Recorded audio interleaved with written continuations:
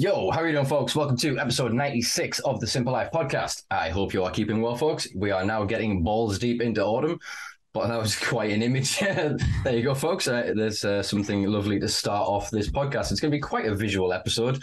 As you may notice, today's guest is somebody who's been on the podcast before, and I think we got through two whole questions that we'd determined that we were going to talk about, given the subject matter and the experience of said guest, and we went straight into quantum mechanics and metaphysics and philosophy and all sorts. And to be honest with you, we've just been sat for about 20 minutes doing that before recording. So we're probably going to jump quite quick back into that, to be honest. But hey ho, we'll do a bit of housekeeping and get started properly, because I've missed you fine, folks. It's been a few weeks. I've enjoyed some time in the woods, which I'm sure we'll probably cover shortly. There's a bit of news from the States and from the UK that we'll cover as well. But without further ado, we will move on. That was French as fuck. I'm proud of that one. Today's guest is a Scottish author, illustrator, and the creator and host of the Cannaman TV Podcast, the creator of the Cannaman comics and producer of the Cannaman, what do you call the series? The animations? Just Cannaman animation series. Cannaman animation series. They were a previous guest way back in November 15th, 2021. That seems like so long ago. I think there was a whole prime minister and economic stability epoch ago, really, to be fair. They've also recently produced a new book as well, The Productive Path, which I do want to discuss as well. So before we jump too far into time travel, let's discuss that as well. But yeah, today's guest is Conor Macleod. How you doing? I'm fucking dynamite. Thanks for inviting me, Simpa. Thank you for jumping in the hot seat. I had a guest maneuver around, but as we often talk about, as you said earlier, the synchronicity of this being sort of episode 96, as you were saying, and us both being cancer signs, the astrologically astute amongst you may recognize that is the symbol for cancer. So there you go. If you don't, you've just learned something. All right. What's new? What have you been up to? It's been a whole nearly 12 months. Just building animation series predominantly. I mean, I did I think The Productive Path, maybe May, I think it was. Obviously, I'll talk about that in a bit if you like. But the animation series is that's where my entire focus is. I mean, most people, anybody that's following my channel, they'll see that there's only been 2 or 3 interviews this year. That's largely because the animations are they really are all in, and that's where all my focus is. The entirety of the channel, even beginning from the very beginning when I started doing interviews and stuff like that. It's all my entire focus has been leading towards this moment, and quite honestly, it's kind of, I don't know if it's a relief, but it's certainly it's encouraging to know that sometimes when you actually get visions of what you could potentially achieve, it's not really a hope. Sometimes you feel like you're kind of being directed in a certain way. So yeah, I'm absolutely delighted that it's now, episode 1, Dream State, season 2, all of the stuff. I should actually maybe go and get the book to show you, because all the episodes, every single animation episode has been adapted from the comic book series. So there's 14 original Cannaman comics that I'd done from 2018, 2019, and I've moved them from, if you 1 minute, I'll just actually get the book to show you something. Yeah, do it. Make a note here. I'll put in some little graphic there. So this year, this is like 100% plug fucking city, but this is the original. What have I written? The original collection 101 to 114. So this is the 14 original comics which I started in 2008. 2019 it was. That's why it was 2019, and there's 14 comics there, and essentially each single comic has now been adapted into each episode is the animated version of the comic. So there's a level of, I don't like to say pride because it's inflated and it has ego later in it, but there's a level of self-respect I have for myself, because the reality is what I'm doing is the same as what Stan Lee did, but he just didn't draw any of his stuff. He got Jack Kirby to do it, whereas I've drawn all these and now I'm animating them, and it's cool as fuck, because sometimes you just have to put yourself in a position of difficulty, and then everything happens. So at the moment, this is now episode number 8, and of 14, and then that will take me to April time next year. So essentially it takes me a month to do one episode. That will take me to April, and that'll be all 14 done. And what I never said before we started, but because you're talking about Product Earth, but my intention is, because I'm also at the moment building on the storyboard for the Cannaman movie. So the Cannaman movie is going to be a feature film, which is going to be at a very minimum 50 minutes long. And Matt Clifton, if you're watching, bro, I'm hoping to premiere a product in if you're up for it. let me make a note to send him a persuasive email. As I was, because I was speaking to at the beginning of the year, obviously, just before Product Earth and stuff like that. And that's what I'm really hoping to do, because the timeline is exactly that. I have 6 more episodes left. That'll take me to April time, and that'll be all of them, the season 1 and 2 done. All the comics have been then transferred over to animation, and then from April until August, that'll leave me 4.5 months roughly to collate all the drawings I've done to that point, and then collate all the storyboard, and really just go full steam ahead from April to August to then completely complete the movie. And I would really like to do like almost like a tour where I premiere it at significant areas around the UK. The idea of putting all the effort in and just putting it on YouTube, uploading it just seems anticlimactic. You know, just I'd rather to be. No, it's going to take so long. And what I mentioned before about Robert Greene and his book Mastery, and the reality is this will be the first master work that I've created, and it's not it's a literal sense to say it that way. If anybody's unaware, like, masterwork is not some grandiose, fucking unachievable, only guys that have been in it 30 years do. A masterwork is essentially a collection of the skills that you've applied, and then you just exceed your current skill level by going all in. I fully expect to feel completely insane by the time the movie's done. If I don't, I've not done it right. But yeah, so that's where it's at the moment. Come April time, all the season 2 should be finished, and then I'll be essentially like, I'm pretty certain from April time to August next year, I won't be producing content. I don't think. What I'm going to do is hopefully do just a 24-hour stream. I'm hoping to do that before Christmas time this year, where I'll just have the channel. I'll just put all the videos in a playlist where it'll be like an interview and then 2 cartoons, an interview, 2 cartoons. At the moment, there's like 215 videos or something like that on the channel, and I'll just make it so there's a 24-hour stream continuously. And you can do that, I think, through certain platforms. I think it's like 30 or 40 quid a month. So it means then I wouldn't need to keep the laptop on. I could just fucking, just do that, and it'll allow me to still maintain people traffic towards the channel whilst also building towards this movie, because the idea of the channel going stagnant, it's not preferential. So yeah, that's awesome, man. That really is fucking awesome that you're actually able to animate the comics. That is taking up that next level, and to do it all in-house is commendable. And if you don't want to be proud of it in the sense of ego, I can be quite happily proud of you within a sense of your ego, because man, as you say, it is very few people arrive at even the conceptual idea of mastery, that they could actually culminate all of their skills and experience into something that is more than the sum total of their parts. And yet we are all acquiring and accruing this knowledge and these skills at every moment. Obviously, in some ways, they may be blunting the instruments that we have to use sort of a crude analogy, if you're keeping with me, and some may sharpen them. But either way, it's still experience that's still valid in something. It still ends in something. All, like, I think of all great sort of writers in the past, they suffered great tragedy. They suffered great misery. Some of them actually self-inflicted to truly live and experience that different life, and then bring it, or attempt to bring it, to the masses. And I think anybody that follows that pursuit, regardless of whether it be ballet, carpentry, animation, writing, whatever, I think that is valid and necessary in this world. And it is the pursuits that we're kind of losing focus of as capitalism comes towards, well, I want to say the cliche of late stage capitalism, but ultimately, as it's becoming pernicious and cannibalistic and starting to eat itself. The arts are long since gone. Music is deprioritized. Everything's now. I saw something the other day of these AI softwares, that the fact that someone like yourself, you go and produce it. I mean, I think one of the things that people would love to fucking see, I'd love to see, is a live stream of you producing it, to show the work that goes into it, how the body turns that into that craft. Because I've watched people illustrate, and still it looks like fucking magic. It's just like, man, what a great word, Simpa. Great word to use, man, right? Because it is magic. Magic, not in the sense of ta-da, my rabbit with the hat, but the reality is we are magical creatures in the very literal sense. And what's so peculiar, perfectly right, and this is what I mean about that. Obviously, I said it before, but that's a magician on the front, man. That's what that is. And what's cool about this is, even when I started that's like the magic thing. So perfectly you say that, Simpa. So before I started animating the thing, I didn't know how to animate. And what you said there briefly, before I go fucking too diverse, man, I'm a fucking nightmare. But that's what I'm doing. So what I'm doing at the moment, I have maybe about an hour's worth of footage of me drawing and an hour's worth of footage of me like uploading. So I have a behind the scenes thing that I'm going to do, and my intention was to do it at the end of season 2, because then that'll be the original 14 done, and that would then be to show you behind the scenes. So it would show you from just a pencil and a bit of paper, because that's essentially what it is. It's a pencil and a bit of paper.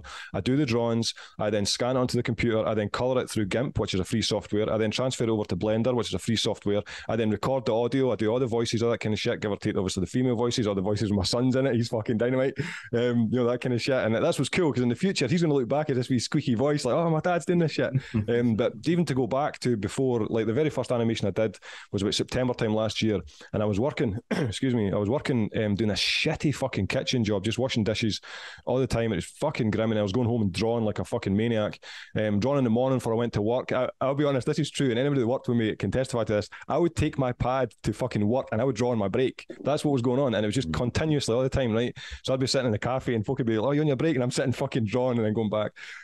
So when I was doing that, it's that magic thing. I was also telling people, right, I'm going to do the animation series. I'm going to make this animation series. Now, the thing I'll point out is, every time I said this, in my mind, I'm like, how the fuck am I going to do this? Yep. Like, that's all I could say. But I knew the process of this magical endeavor where you, because what does a magician do? He tells you what he's going to do. He then does the thing, and he produces the thing he was going to say, and then everybody's left in awe at how it happened. Now, that little aesthetic of, ta-da, the bullshit magicians, that's actually the plastic element. But the reality is, we are magical creatures, and you see it through architecture. You see it through the numerous numbers of crafts and endeavours that individuals walk into. But that's what's so cool about this. So that as I'm fucking beginning to go, like, how am I going to do this? How am I going to do this? It just happened, man. It's bizarre. And this is why I think I would recommend to every single person that's watching, like, if you have something, doesn't matter if it's knitting, if it's painting, if it's fucking something that you probably think stupid, but you have a love for it, like, tell everybody the maximum you think you would like to achieve. Like, if you just say, hypothetically, you're somebody that's like into like fashion or something like that, and you're like, I want to have a Calvin Klein brand, but you don't even know how to make a t-shirt. Make your fucking t-shirt. Like, literally get an old bit of clothing, make it, fucking throw it together. It will look shit, but the feeling you'll have at the end of that will be a sensation of accomplishment, and that will be your fuel for the next time you do a t-shirt. And before you know it, you apply that level of sincerity and authenticity to your craft, and you then times, I actually think there's a formula where if you were to go like desire times effort divided by length of time equals your end result. I'm pretty certain desire plus effort divided by time equals your craft. And it's something like that, because that's what goes on. As long as you tell people, you again, we've spoken about this in the last podcast, but language is frequency, and your intention is frequency, your thought process, we are frequency creatures. So all of this stuff, man, it's like, it's actually, I have a fucking thing on the wall here, man, in the house. It's like, life is perception, right? And I noticed this mainly when I was doing the animation, that there was an eye. So I had Cannaman, and I had 3 pupils in his eyes, and it was accidental, because it was kind of like I was trying to make it so that he was looking one direction into the next direction. And what I realised was so at one point there was 2 pupils on both eyes, so it looked fucking ridiculous. Fucking home invader. Sorry, someone was shouting in the street so loud it actually went through the closed window and my headphones. Jesus. No, that's all right, man. He's probably telling me to shut the fuck up. Probably he's like, I couldn't have shut up. But no, that's all it is, man. It's like, literally, we as human beings, and this is not, and that's what's so interesting. That's why Robert Greene's book, Mastery, is perfect, because what he details very obviously in it is every single human, no matter if you have a disability of any spectrum, or if you have anything in your life that you think's inhibiting you, the reality is it's only inhibiting you because your perception allows it to. We have anything at our capacity, and anybody listening, just tell yourself continuously that what you're going to do, and then do every single thing every single day, do little bits every single day, and just repeat to everybody, oh, do you know, in 2 years' time I'm going to be doing this. And then you'll feel silly. People will look at you like, you're a fucking idiot. You might lose friends, most likely, that's part of it. But just keep telling everybody, and then you create this like defined aura of this new individual you're going to be, and as a consequence of that, the craft you're producing, and it's a metamorphosis, but it's a metamorphosis from the individual you were to the individual you're going to be, and you have to really go through this process. And that's what I've learned. That's what the productive path's all about, is that life is layering. There is a layering phenomena that's present from biology to all the way through from nature. There's a layering phenomena through consciousness. There's a layering, everything in life, from the process of a piece of furniture. When you're writing, Simpa, it starts as an idea, it becomes into a loose collection of words, it'll then be a format, it'll then be a layer, it'll then all of a sudden be a complex layer. There's a layering phenomena. And the thing it became so explicit for me is when I'm doing animation. Animation is like, like music's obviously another fantastic explicit example of layering phenomena, but animation provides, because there's people at the end, you know, there's a society, there's a fucking world at the end, and it all starts from a bit of paper with a fucking it actually starts from the idea, then it becomes a fucking bit of paper and a pencil, and then all of a sudden it just, you know, it becomes like magic. It's very peculiar, it's fascinating, and it really it provides like a sparkle in life, because what it's shown me, the thing I'll point out as well, what I'm doing now and books I've done and all that kind of shit. 10 years ago, I was a Valium addict. Like, I was fucking out my face all the time. The amount of times, there was one time I was actually sitting and I had the boy's mum at the time, she wouldn't be bothered me telling you this, but she was like falling asleep, and I had like these terrible Valium. We couldn't really get any, like, so it was just these shitty fucking white ones that had been food coloured with blue, and I'm sitting there, and I remember I was like, it was awful, man. I remember my heart, like, at one point, it was like, I had like 18 of these fucking things. I was like, my heart went all slow, and I was like, shit, I've overdone this, man. And I was like, oh well, like, fuck, I can't do nothing new, I'll just take a wait. And I remember that, and I was all like, I'm thin now, but I was like super thin and shit. So then the reason I'm saying any of this is there has been a metamorphosis that's happened in my life, and it is by no means unique to me. It's a path that's accessible to everybody, and it really doesn't matter the stage in life you're at. And in the book, I have a quote from Mark Twain when he says, age is a matter of mind over matter. If you don't mind, it doesn't matter. You know, and that's exactly right. It's like you can really achieve anything you want, and that's essentially my priority in life, is to try and allow everybody. I tell my sons all the time, everybody I meet, I'll be honest, I'm a relatively manic individual. People fucking, but it's necessary, you know. I'd rather be a so-called unique individual than somebody that is fearful, you know. Because again, I think it was Jim Carrey I wrote in the book, was that he says you either take your opportunities or you remain frightened of them, you know, and that's essentially it. So yeah, Simpa, before I talk about it for another 9 hours, man, on you go. Excellent. So many jumping off points to go with that. There's shout out to one of my mates who helps out with the podcast, Chris. He has an expression of you make that rod for your back. And so, like, when he wanted to redecorate one of his rooms, he just stood up and just tore the wallpaper and went, that'll piss me off enough to do it. Good man. And it's the same thing of exactly what you said. And I recognized it many years ago of, there was an actual quite good the visual sort of cacophonous imagery that collided in my brain when you were talking about this metamorphosis was literally the externalizing. When you speak it out loud, you start to manifest it, and it's almost like it's the caterpillar beginning that vomitous stage of then beginning to cover itself, you know? I mean, it's not vomit, is it? It's silk or whatever. The process, anyway, it's an external thing that comes out of the creature to then create this space in which it transforms. And that transformation feels like a death, a loss.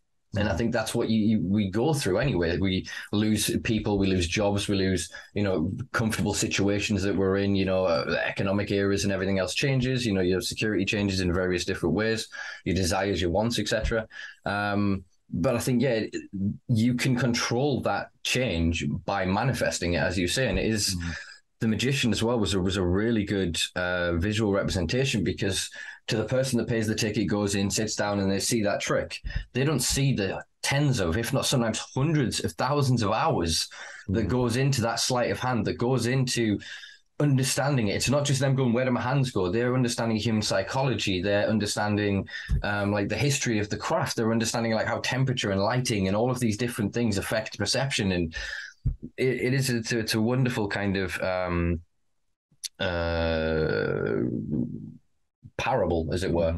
It's actually beautiful. You'd say that, man, that you described it, the language of manifesting it, equivalent to the silk as the caterpillar. That's fucking poetic stuff, man, because that is the truth. And when you say as well, like, the tens of hours that goes into the craft, that again takes us to Robert Greene thing when he says that, you know, 10,000 hours. I'm sure there's a number of people that's aware of the 10,000 hours theory. This is a legitimate sociological, psychological fact that there is a minimum of 10,000 hours for you to do anything to master your craft. And as Robert Greene points out perfectly, is that you're not biologically inclined that, I've been born with a benefit of biology, so I only need 2,000 hours. No, it doesn't work like that. Everybody starts at zero. Everybody needs 10,000. And that's just the way it is. And that's why with that, there's a real, and what's so cool, that's why I mentioned before the podcast started, like, I believe that the universe is conscious, and we have an interpersonal, every one of us has an interpersonal relationship with the universe as a representation of our own individual consciousness. There's a very strange dynamic, and that's what I find fortunate about the path I've been put on, is that I came across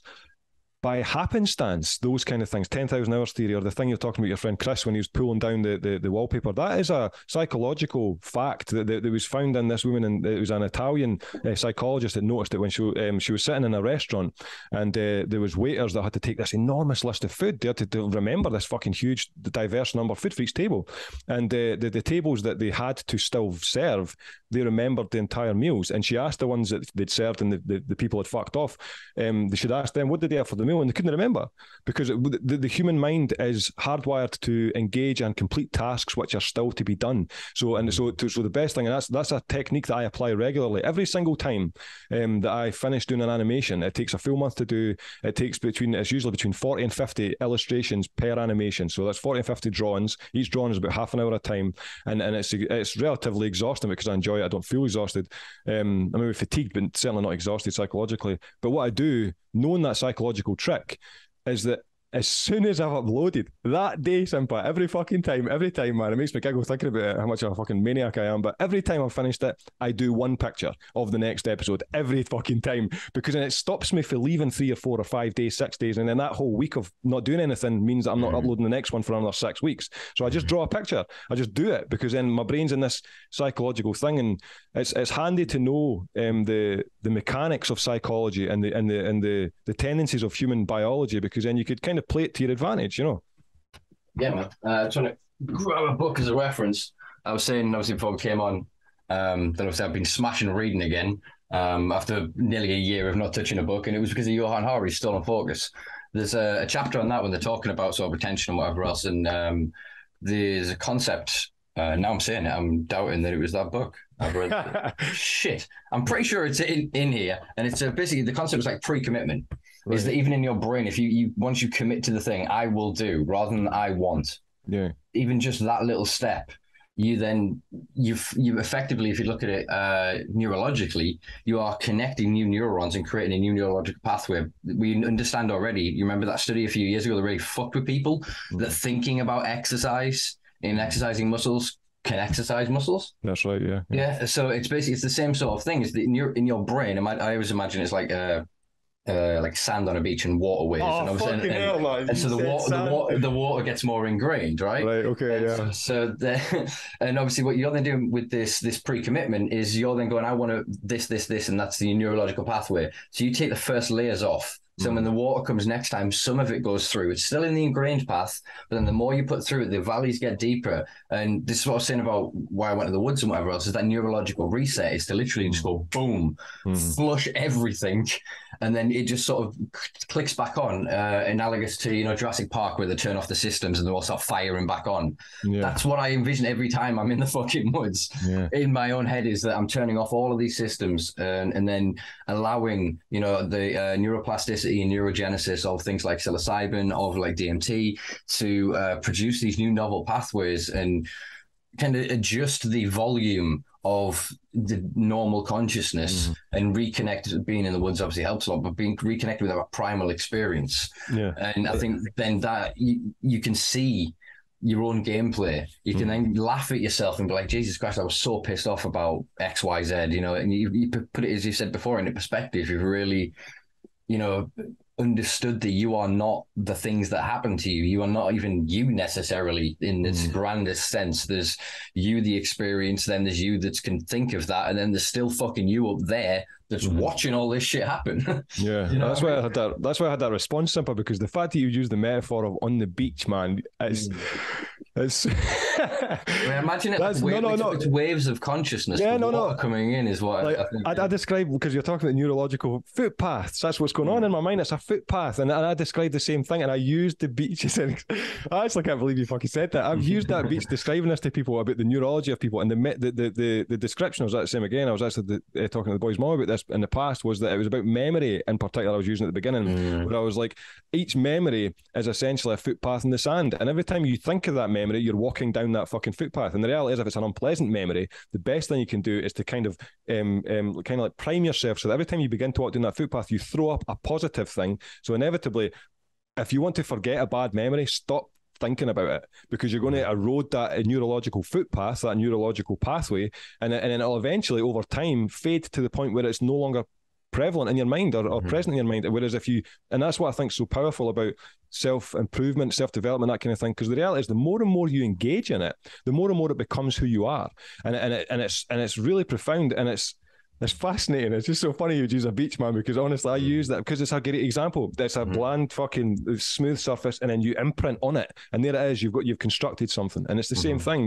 Neurology is exactly that, and it's to know it and to understand it is to your benefit, really, because then you can hack into it to further it. Whereas you got a lot of folk that are like, this is shit, this is annoying, this has happened to me, and they'll talk about the same poisonous shit, the same negative shit that's been bothering them for years. And the reason they're still talking about it and it's still bothering them is because they're fucking talking about it. It's like, stop talking about it, hardwire yourself so that you're only talking about productive, positive elements, and all of a sudden give it 6 months and you won't even remember who you were 6 months ago, because you're like, nah, this is all negative. And you can notice in others, by the way. One of the things I've noticed the most, because I spend so much time alone doing this stuff, it takes an enormous amount of time to make these animations. What I notice so much is it feels like I get cleansed by being alone. When I go into the company of others, you become immediately you notice immediately negative speak. Like it is like a fucking siren in front of you. You're like, fucking help, because it's so not part of you, because you're in a different realm. You're in a realm of productivity, and it's just, it's a really fascinating thing. And it's just brilliant you would use a beach, man. Brilliant. Yeah, man. I think, one of the things that came up in my head there that I wanted to mention before it kind of goes is why I think MDMA then is so useful, in that you are, obviously we know about its neuroplasticity sort of properties. There's still, I think the image in my head was walking along that gully, that gap, and just pushing the sand back in from the pathway you're then creating with a deeply pleasurable experience. Do you know what I mean? So I've often said that I've got far more out of music festivals and gigs and getting fucked up on pills and talking about my trauma, and you create bonds with other people, and you each other's surrogate psychiatrist for an evening, and you talk about deep emotional things you'll never fucking mention. You get each other's first name in a vaguity, and then you both come down the next day, and it's kind of gone and it's away. You've lessened that trauma. You've in some way you've had a powerful, meaningful experience where someone has heard you, seen you, validated that thing in a way that isn't just, and you've spoke it in a way that isn't a victim mentality. It isn't from a woe is me. It's a, here's a fucking thing that fucks me up. Another person goes, oh, that's fucked up. How does that make you feel? But not in the psychiatrist cliche lying down. There's empathy. There's an actual exchange of, I don't want to say telepathy, but do you know what I mean? There is a thing with these sorts of compounds where you synchronize to another person. It's beyond linguistics. And like I said, the cathartic nature of the healing in the tribal setting together like that is powerful, but also, as you said, individually, of having the overview, of then being able to have empathy, because one of the main things about MDMA predominantly, actually quite a few amphetamines, dependent on dose setting, etc., can produce quite a lot of empathy, of real quite deep, insightful kind of war. And so when you do that by yourself, you can't project that onto others. You have to cycle through it yourself. So you then find yourself forgiving yourself. And once you can forgive yourself for who you've been, you can start to become who you are. And when you said of 6 months, like, dude, I went to the GP not long ago, and they showed me the list of things since my adulthood that they've still got open investigations. Right. And they're like stuff from like 2004, 2005. And I'm like, that's like 20 people ago. Like, you know what I mean? Because that's my strive is for knowledge, awareness, and truth. I've got some burning questions in me that I just cannot get answers for, no matter how much I try, and I'm just going to keep just tearing the earth before me to get further forward, so I can stop thinking about it. Also, like you said, all I'm trying to do is find out how to turn that dial down. And I've tried drugs, I've tried sex, I've tried festivals and dropping out of society, I've tried all the other things. And now speaking it and being heard and having meaningful, constructive conversations, I feel is that next iteration of it. You know what I mean? And I think, unfortunately, as you say, there's too many people who are at 60, they're heading to die who they were at 16. They've not. And again, this is not to blame anybody necessarily. We're all, to a certain lesser extent, responsible for our own actions. But obviously, epigenetics that we know from our environment, what that can then do to us, we then obviously know the answers, air quotes, little a answers that are being given to us by society for a lot of the problems that are caused by society, then put us back into this feedback loop. And again, I think one of the things we haven't really spoke of this, I think is vital to this, is awareness. And I don't know if it was when we after we recorded or before, we were talking about like enlightenment, and enlightenment in like in Zen Buddhism, for example, is sort of accepted as being brief. Like they have a concept of satori, which is brief enlightenment, and it's unfounded. It's just out of nowhere, and it's actually crudely could be described as awareness, as being present. Do you know what I mean? I'm trying to think of Eckhart Tolle, I think, is another guy who speaks of the power of now. Yeah. Obviously, that goes into like mindfulness and meditation and yoga and all those kind of things. But it's about, if you can truly be present, you cannot be anxious of the future or depressed of the past, because you are not processing either. You are processing where you are now. And in that moment, if you truly trust who you are, I have a cliched expression that I speak, not necessarily as often as I probably do, because there's not as many opportunities these days, because not necessarily as hopeful. But the bird on the branch doesn't worry of the tree breaking, because it trusts its wings. And it's the same thing as you were saying with self-improvement. If we're always shoring up our wings, we know that we can take flight. There is infinite sky, regardless of what happens with the landscape before us. And I think that's one of the things that we forget, that our perception narrows and we go, well, I can't change climate, I can't change the politics, you can't change these grandiose things. Of course you can't, but you can make little steps every day towards embodying that life. I've said before that I believe activism in its truest sense is being and existing in the world you want to see. Yeah, you're going to face a lot of loss of friends, as you spoke of before, a lot of backlash from society and from people that are very much committed to the current paradigm, like to use like the Matrix analogy, still plugged in, But I think you will then die with sincerity and a sense of honest integrity and almost righteousness, but not like a self-righteousness in kind of a false egoic sense, in that you lived righteously for yourself. And I think, what the fuck more can we ask for in that? If we had a society of people that live to their own ends, and that isn't to say to their own limitations, that is to mean that they push themselves continually. I mean, just like you said there as well, when you've obviously got these burning questions that continue on, this ongoing stream of consciousness of questioning.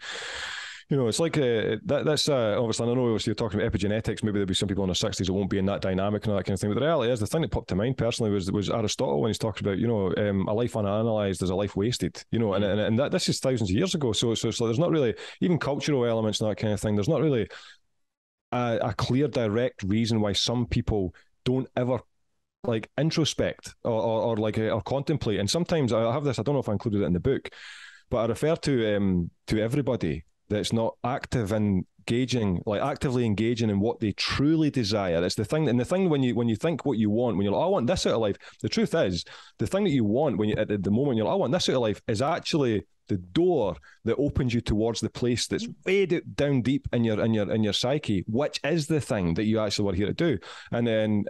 So I refer to everybody that's not actively, when you've got people that just at a till and liddles and then they go home, watch TV, fall asleep, go back to the till, whatever. It's like they're like a waiting pod of potential. That's how I refer to it. It's like a waiting pod of potential, because there's a pod of potential in that individual, and it's like they're waiting to be activated with something. Personally, for me, I think the thing that activated me was my oldest son. Really, it's like when I in my mind, the thing that started all this was the books, and it was fake fucking, that's what I mean, A4 sheets of paper. I would fold it in half, and the reason I did these kids books, it was fat guy and zippy, that ended up turning into this. This was fucking years ago, man. But I used to do this book. This was like the very first one I did for Amazon.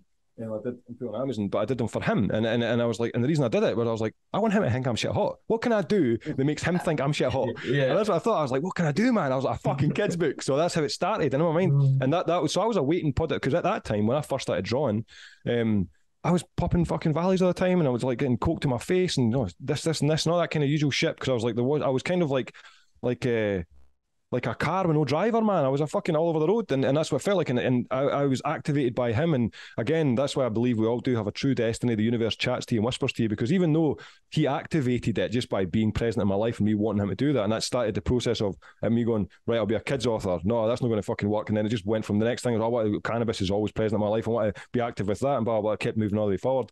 I associated it recently with him, but the truth is, when I look back on my life, it was always drawing. The very first time I ever came across this stuff, when I was about 10 years old, and I remember I had a wee primary school jotter that you would do maths in, and sometimes you only have the first 2 pages that would have any maths in it, and the rest was an empty book, and you take it home. So what I did was, when I was like 10 years old, I had like 10 characters, which were all animals. I remember there was a giraffe and there was an elephant. And I remember going like, this is my fucking cartoon. And I was like 10 years old, just fucking about.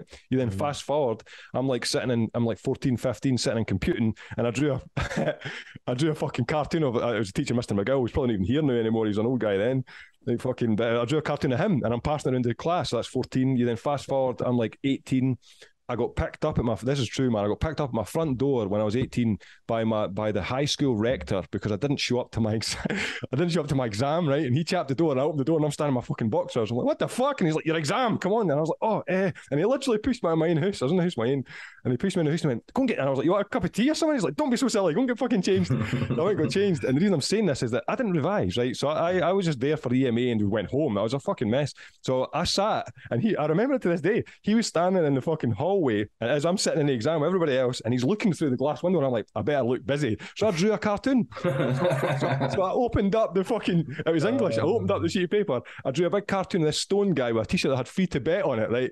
And he's smoking a big joint. And that was when I was 18. And then that was like 10 years old in the book, 14 drawing it in class, 18 years old fucking doing a cartoon in the exam. And then you fast forward, I'm like 19, I'm at college, I drew a big cartoon of the college lecturer on when I think about it, I'm such a fucking pain in the arse. I drew a big cartoon of the lecturer on the fucking front of the board on this big whiteboard. So when he came in, I was like, what do you think, Phil? I chuffed myself. And I was like, no, the point I'm saying this is at that time, as I'm drawing these cartoons, I'm still thinking to myself, what am I going to do with my life? Yeah. What am I going to do? And it's that kind of shit, you know. So the reason I'm saying this is that the universe echoes to you in your periphery, your entire life. And if you have enough introspection, and if you have enough opportunity and be lucky enough to be an activated waiting pod of potential, then you really will get what you get. And sometimes I do believe that sometimes people are just designed to not be activated. Sometimes it's not that's just the truth. But even though they're not activated, they still have potential right in the core of their being, you know. I think it's a brilliant way of phrasing it, and I think it moves us on to a conversation that we had in the previous episode, really kind of determinism. And so the imagery that was going through my head there was sort of beams of light, and that there are these adjacent parallel pathways, and that just as you move through life, the marker, almost like Google Maps, when it's telling you should have gone right, you miss it, it puts it in front of you again. Yeah. You miss it, it puts it in front of you again. Yeah, I think that your whatever it is always there. And you can't ever tell what it is. And often it's the thing that you spend your life not necessarily rebelling against, but not ever seeing as the thing that you want to pursue. So I remember vividly in, I think, year 9 or 10, doing one of those like career aptitude tests on the computers that they did. And I went through it, and I obviously knew I didn't like kids. I didn't want to really be around people. I was quite a like, fuck this attitude at the time. And it came back author, and I was like, fuck that, I hate English, I hate writing, fuck that. Did the whole thing again, deliberately tried to answer it as different as possible, obviously still not being like, yeah, don't want to work with kids, don't want to whatever. Boom, came straight back to it. And yeah, then many, many years later, obviously I struggled through fucking school because I wasn't in a mainstream environment. I was in one of these special educational needs in schools, which was very much a pre-adolescent fucking prison, I guess is probably the best way to describe it. Education was not high on their priority, we'll put it that way. And so then, it wasn't until I met Tyler Green at iSmoke, and he kind of just started effectively and friendly bullying me into being like, do it. And yeah, I've been sort of writing now ever since, and I've never felt more me in an odd way. There's still 90% of the time I have the obviously kind of imposter syndrome of just being like, how? You know, I'll go to write something, and as you said before, the dauntingness, it's not the page. I'm obviously doing it on the screen, and I've just now accept my process. My process is written by at the bottom, word title at the top, and then just spew in the middle. Just here's a concept, here's an idea, and then just literally spend her day just swilling in my chair, smoking joints, drinking coffee, getting distracted, and just going back to it and putting concepts and ideas down. And then you end up with a 500, 600, 700 words, and then just go back the next day, and you just kind of you read through it, that goes there, read through it, that goes there, read, and then fill in the gaps. And it becomes more instinctive, but you end up with that kind of, I guess, the balance of confidence as well. You've got to then work on yourself continually to not allow your confidence from other areas to fall, for it to then question your own skill set within this chosen niche that you've desired. You know, I think for some people that's what happens, is that they start the thing with all effort and all will, and the rest of the world becomes almost too much. And instead of using the thing as a refuge, it becomes more of it's a hobby at best, or a chore at worst, you know? Yeah. And so I think people miss that, as you said before, I'm the same, of like, I can sit and I can fucking work for days and then be like, I'm knackered, I need to go to bed. But like, oh, podcast. And then sit and really fucking get into this for hours and hours. You know what I mean? It's because that's where my passion lies. It's almost like how we have a reserve that we earmark, and it's got like a little label on it, and it's your passion, your one thing, your raison d'etre, the thing that keeps you. I'm full of French today. And it fucking, you can't access that in any other way. Do you know what I mean? And if you then happen to be a runner or whatever, you can tap into that. I think professional athletes, they really understand that second wind, that extra little bit. But it comes when your passion is in other fields as well. You know, you hear of like the great literary writers of sort of history of going in, as you were saying, insane at their craft, literally losing a part of themselves, putting a piece of their soul into this. And it's kind of, as I described to you, I think before we started recording, of why I want to start trying to write some books, is to almost get it out of me. Yeah. And I think that's what a lot of great literature and art especially is in all its guises. It's people they need to get it out. There's something in them that, like, I can't use language. I can't, in the traditional colloquial conversation, get you to understand or see this. But if I can make this, if I can produce it, you can get it, you can understand it. And it's such a vulnerable and raw thing to literally tear out a piece of you and go boof and go, judge it. Do you know what I mean? That takes fucking balls. Whatever it is that you do, folks, if you do it in the world, fucking bravo, honestly. Because honestly, it doesn't matter. However you choose to work that, if you are doing that, I support you for it, because that's quintessential humanity right there. I was going to say that as well. It's actually quite interesting, because again, 2 or 3 points, man, was that the thing that when you're talking about that you've reached a point where you're going to write a book, that's just perfect timing. Because if you think about it as well, the amount of writing you've done up until this point is probably half a dozen books at like minimum. You've got a fucking body of archive of fucking writing, right? But individually, it'd be like 2,000, 3,000, 4,000 words, that kind of thing. A book, right? And that's what's interesting, because it kind of turns to that biology thing. A book is going to be like 5 times that amount. So inevitably, it's going to put you in a position where you, by the process of just creating it, you're going to develop continuously as a person, just as a consequence of it. And what's so interesting, and it should certainly be noted for anybody that's listening, is that humans have this inactivated network of proteins which are only activated when you put yourself in a position of difficulty. So when you're in so what you should see yourself as anybody that avoids difficulty, they are allowing themselves to remain half of the person they potentially could be. So every single time you put yourself in a position, this is fucking difficult, man. In order to complete that thing of difficulty, and when it gets to that point, quality, I've done it. You have, as a consequence of putting yourself in a position and pursuing the thing, you're activating inactive proteins in your body. And as a consequence of that, your DNA to a certain extent is changing by the time you finish that thing. And that's what's so interesting, because it does seem to be that's where the consistency comes again with that book Mastery, is that this is a consistent factor with everybody that does their craft, was that they engage with their craft, they master the fundamentals, and they hit a point where it's like an intuitive next step. And that's what's so important about this. It's intuitive. It happens in spite of yourself. It whispers to you, and then you do the thing that you've been whispered to. And it's very peculiar. And I keep questioning, when you're mentioning determinism there, very often I question that. Like, it's like, obviously I would say I'm very deterministic, but it's like determinism, it seems so subjective and small, where the reality is, it's like, it seems to, if you're getting a fucking, it's too simple. It's too simple. But and what's interesting about it as well is like the free will that obviously is implied is almost not an illusion, but a necessary ingredient to create the deterministic direction.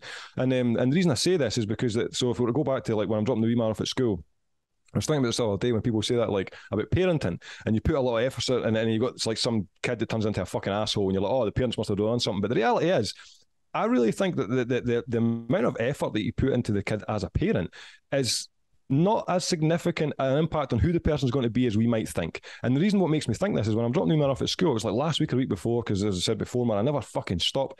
I'm sitting there and I'm watching the kids, man, and my man's here and blah, blah, blah. And what you see is 20 separate personalities lining up, getting ready to go in, right? So there's 20, I can see it now, the teacher comes out and there's these 20 already formed humans, but they're just a miniature version of who they're going to be. And in my mind, because when I'm looking at these 20 little kids, these kids haven't they haven't embraced the discipline that their parents have taught them at that point, and yet they're so idiosyncratic at that stage, which immediately shows to me that that's what you're dealing with. You're just dealing with a collection of inactivated proteins which are present, and as the kid moves forward in their life, and then they pick up bits and pieces, these peripheral pieces of knowledge, or like social norms and these cultural facets, these things that do have a direction in your life, they're secondary to this underlying biological template which has already been determined. And that's what I think so bizarre, that you're at school and you're doing a fucking test, it comes up an author, and you're disgusted at this possibility. You're like, what the fuck, this shit? And yeah, it turns out to be your actual calling. And that's what's so it's like, what is that dynamic? That's a very peculiar thing. And what that shows me, obviously my own story, your own story, I have no doubt there'll be people watching this they'll be clicking, they'll be like, oh, that happened for me, I do this, and musicians, whatever the fuck. And that's what makes me so peculiar. That's what makes me believe that the universe has a conscious relationship with each one of us interpersonally, is that situation of you being given that moment of like, I don't want to do this, and yet it's like a milestone, it's like a landmark moment for you to reiterate now as a man that that's what happened, I've got the same scenario. That's the universe chatting. That's an interpersonal dynamic, and it requires introspection to fully appreciate what's going on. And I think that's why so many people regard the word coincidence as acceptable when they hear these kind of things. They're like, oh, it's a coincidence that thing happened. It's like, coincidence is derogatory to the universe having an interactive relationship with you. If you remove the word coincidence and apply it as synchronistic, as we've mentioned, now that coincidence now has meaning behind it. And as soon as you realize that coincidence really doesn't exist in this, in my own opinion, coincidence doesn't live in this world. What we're dealing with is a collection of synchronistic events, which, if you have enough introspection and enough insight towards how the world is potentially, you'll see what it is, and it's something that's whispering to you. It's not something that should be disregarded. And no matter how small the scale, it might seem like, oh, that's lucky that I found 20 quid, even though I need 20 quid to pay this thing, but oh, that's so lucky. But it's like, cool, man, that's fine. But personally, I do believe that we're in a situation where if you allow yourself, and that's where, coming back to doing the animations and being in a position of isolation for so long, and like, it's like what many would regard as, I would say, I mean, I've said this to people before, I think the level of the amount of time I spend alone as a consequence of doing these animations, many would regard as unhealthy. And yet I feel that I come up with the most, my best work, and I feel like I learn more about the world just from being quiet and quieting your mind and listening to yourself. And then you walk into the world and you see it all right in front of you. It's a bizarre dynamic. Yeah, man. I mean, yeah. One point to go off, and then I'll kind of hopefully circle back to where I was going there. I'm sorry, it's not my fucking name. No. I've lost the word. We were saying derogatory. Coincidence. Yeah. I think that coincidences don't exist. It's from any given point, a limited perspective. You can't see how it's connected.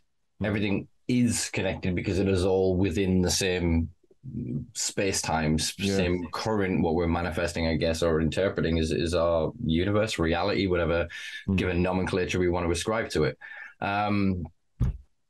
And yeah, I have lost my other point. Fuck's sake. I knew that was going to happen. I was going to say, on that note, though, Simpa, that's exactly it. I actually did an animation for anyone that's seen it. It's called Sacred Geometry. And I have it so that Cannaman's sitting fucking meditating, and he contemplates these kind of things. And I wrote the thing, I actually wrote what he says in it 2 seconds after it popped in my mind. It was like this stream of consciousness as I'm sitting on the couch, drawing. And I was like, fuck, so I wrote it down and then did the animation later. And that's exactly what we're describing. There's like an interlinking web, which is best seen through geometric fractals. And the interlinking nature of geometry and geometric fractals, which is seen, as I mentioned in the animation, it's only like for a minute or whatever, which is seen like on a micro scale as like geometry, or we'll see it on like cells, as we all know. You get a cell, you go far enough, we're not physical, it's all vibrational, but there's an interlinking network there, and it's built up from the ground up, essentially, all the way through. And I think that's what we experience when we see things like synchronistic events or of those kind of natures, is that what you're witnessing is a physical representation of that geometric fractal. And what you would see on a molecular basis through a fucking microscope, and you're like seeing two cells or atoms or whatever interacting with each other, that and then they respond in a manner which would be coordinated from our perspective. You then break that, that's on a micro scale. You then come all the way up on a macro scale, and what would be regarded as a coordinated molecule atom interacting on our perspective as human beings is regarded as a synchronistic event. And that's because relatively like a coincidence, if you want to use that term, which is obviously derogatory in my opinion, that's a coordinated thing. That's a quarter. Like the things arrived on time, and here I am to make the most of this moment. That's a coordination, and you know what I mean. I have no doubt that scientists watching this are like, delete, unsubscribe, fuck that. You know what I mean? but again, this is what we said of one of the reasons why I've been wanting you back for so long is that again, it's philosophical kind of fucking physics is what we're kind of talking about. And neither of us here are qualified in this. It's from our limited sort of experience and readings and knowledge base. But yeah, one of the things now that they're doing is like quantum lock. I don't know if you've seen quantum lock, where they can like freeze graphene magnets, and basically, as long as it's super cooled, it isn't affected by gravity. It isn't affected by any force. It just sits. You touch it, it moves. It holds itself. It's a weird thing, but I mean, I think we're starting to now through quantum mechanics and physics really start to, at least conceptually, scratch at the surface of the mechanics of how these things are entangled, how they operate and interact together in these if you want to say synchronistic ways, in these ways that we don't understand. I mean, Einstein scratched the surface of this with like spooky action at a distance, and the two particles that were locked in their spin, you can take them to the other, theoretically take them to the other end of the fucking universe, change one, it instantly changes the other. Yeah. You've then got China effectively claiming that, I don't know the science of this, that they then took data from a chip on the Earth to a satellite because they basically entangled these things together.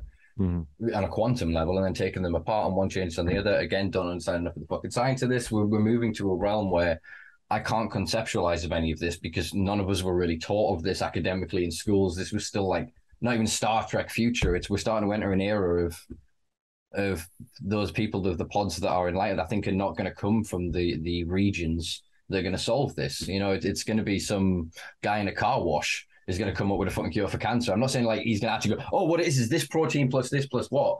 But he's going to have a hand in it in some way. Everyone's going to have, it's everything, everybody is entangled into everybody else to completely butcher all of this language. But I think that then, as we were saying, if that your right-hand turn appearing in front of you continually, your destiny, your fate, your passion, your mission, whatever the fuck it may be, I think that's because when enough people collide and they lock, and it's almost like neurons in a brain to then conceptualize a thought in that you have, oh, this event happened in 1066 and this happened here and da-da-da-da-da. And these thoughts are all over the fucking place. And then one day, for some reason, you're thinking about something and the neurons just connect. All of a sudden, you see everything in a different way. You're understanding in a different way.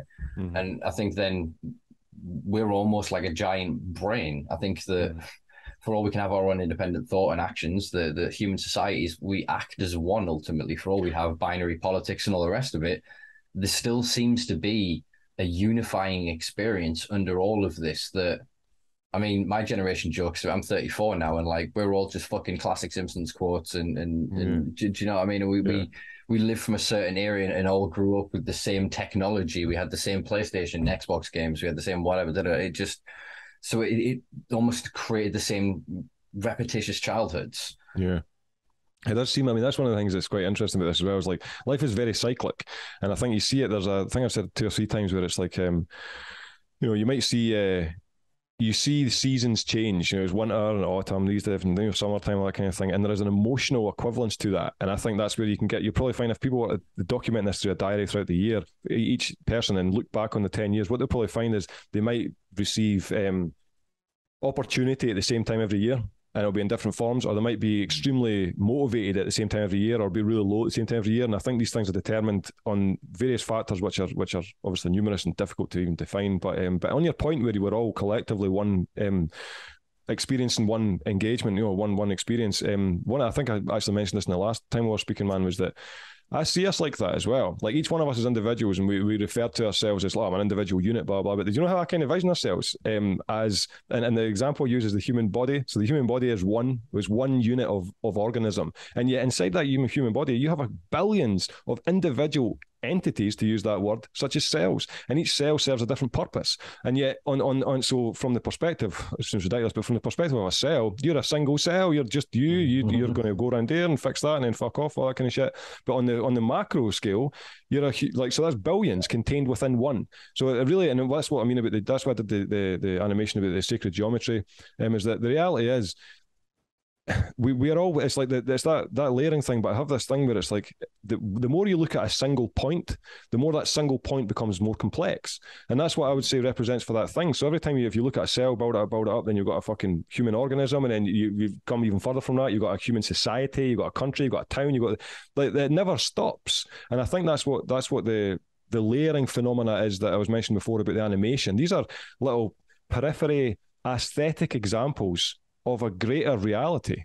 That's what's going on. There is like things like creating music and all that kind of thing. The process of creating music will almost be identical to the process from a molecule all the way through to how galaxies are formed. And it sounds so silly, it sounds probably unrealistic, but that is how it's perceived. There's a layering phenomena and everything. And do you know what makes me more confident in this thing, not only the fact that it feels like there's intuition screaming at me that that's the way this life is that you look at the so-called occultist societies. Occult's not a negative word, it just means hidden, obviously, but you look at these occultist societies, that's what they talk about. You go thousands of years ago and you've got occultist societies, Kabbalistic societies talking about as is above, so is below. That's a very famous term, that what you see on the macro is represented on the micro. And yet that's thousands of years ago, before we had technology to prove this through scientific methods. And that's as you mentioned before, that's a philosophical, intuitive thought process, which if you fast forward away now, seems to be very much the reality. And I think that's what it should be, like what should be credited is that the human ability to intuit should be given more credibility, because intuition is probably the most underrated sense or ability that humans have. Intuition can not only save your life, but it can build your life. And yet you like trying to find, what the fuck is intuition? A spidey sense? Are you kidding me? What is intuition? It's a form of intelligence. I mean, I butcher Freud and say of the three states of consciousness of the ego, the superego, and the id is it's your head, your heart, your hara. So hara being the old word for instinctive intelligence, and your heart being the emotional center, and your brain being the processing center. Linguistics, fucking complex mathematics, etc. With the frontal lobe, and I think that when you align these states, when you meditate or you kind of deliberately remove yourself from society, like Zad sort of did with the woods, you operate where all of them are in alignment. So you want food, you need food, so you're hungry. So instinct goes, right, we need to find fucking food. Quickly, brain then hasn't got all the other distractions. So it's like, all right, we need food. So then you then have an emotional almost reaction to, I get to really enjoy this food, and sitting, you're present with it. It's the alignment of these sort of states, I think, is vitally important. And it is basically like a spidey sense almost. It works faster than you. You've got to remember, even our eyes taking information, what is it, like 8,000th of a second we process after we've seen the image, sort of thing. So we're always delayed by what the fuck is happening. Then you've got to think of the delay, obviously, when you then got to speak something and act. Whereas that sort of thing will pull you back when you're about to step in front of a bus. It makes you do something sort of silly, and you catch yourself and you go, what the fuck was that? And it was your body perceived a danger that just didn't happen to manifest in that moment, sort of thing. And some people become quite heightened with that, in the same way your emotional intelligence gets, people get to describe themselves as empaths, where they're just so aware, as you described it before, of the negativity, and they absorb all this stuff and it weighs heavy on them. And then obviously you've got people that are just entirely sort of like problem solvers and are just driven by sort of information, but then can't humble themselves, keep themselves in check. And I think that as a society, we only really value cognitive intelligence because it works well for productivity under capitalism. Yeah, and it's also like the most explicit empirical thing that's in science. You have to have this academic foundation of intelligence. You attempt to apply intuition towards a scientific experiment and watch yourself get laughed at the fucking room.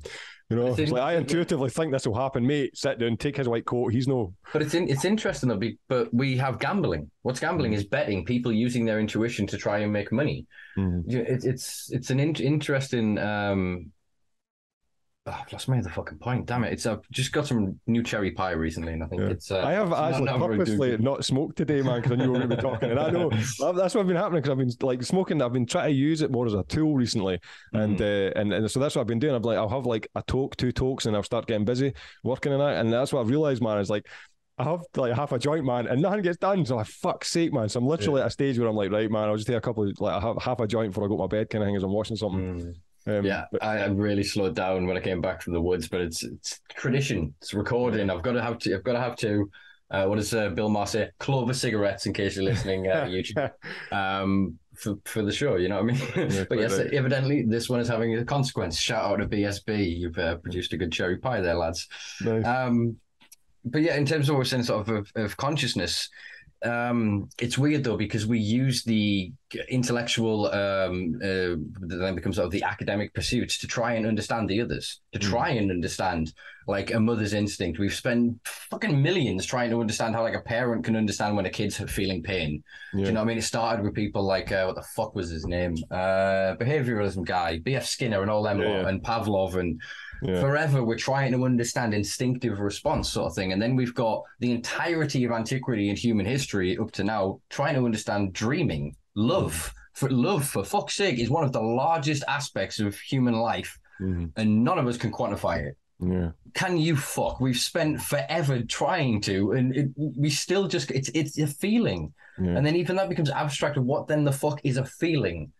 Again, it's then a separate kind of intelligence. If you think one thing and you can feel another, that's two forms of like, that's an intellectual conversation or an invitation to one in your own consciousness to then go, well, why do I feel this way? Why do I think this way? And then if you can quiet in yourself, you'll often hear your instinct kind of go and make it. You know, they often say, like, if you're stuck between one or like a decision of A and B or 1 and 2, you know what I mean?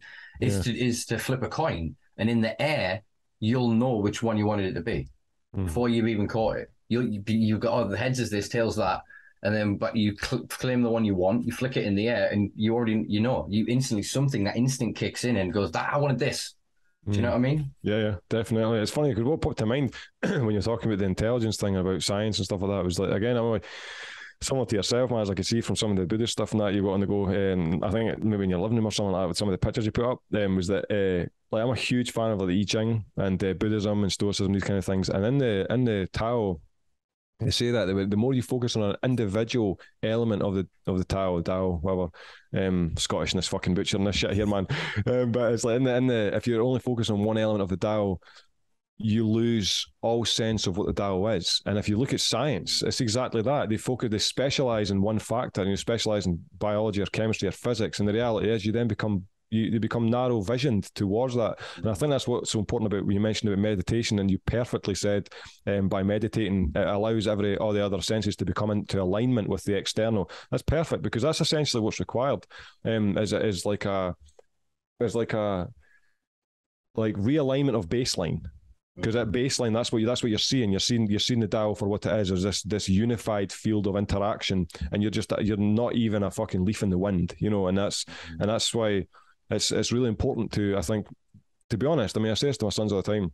It's important because he was actually my oldest. He was talking about the BBC, and he was, oh, the BBC said this, BBC said that, and I was telling him he's 17, and I was like, you have to remember, buddy. I was like, BBC is like only watching just say Rangers TV.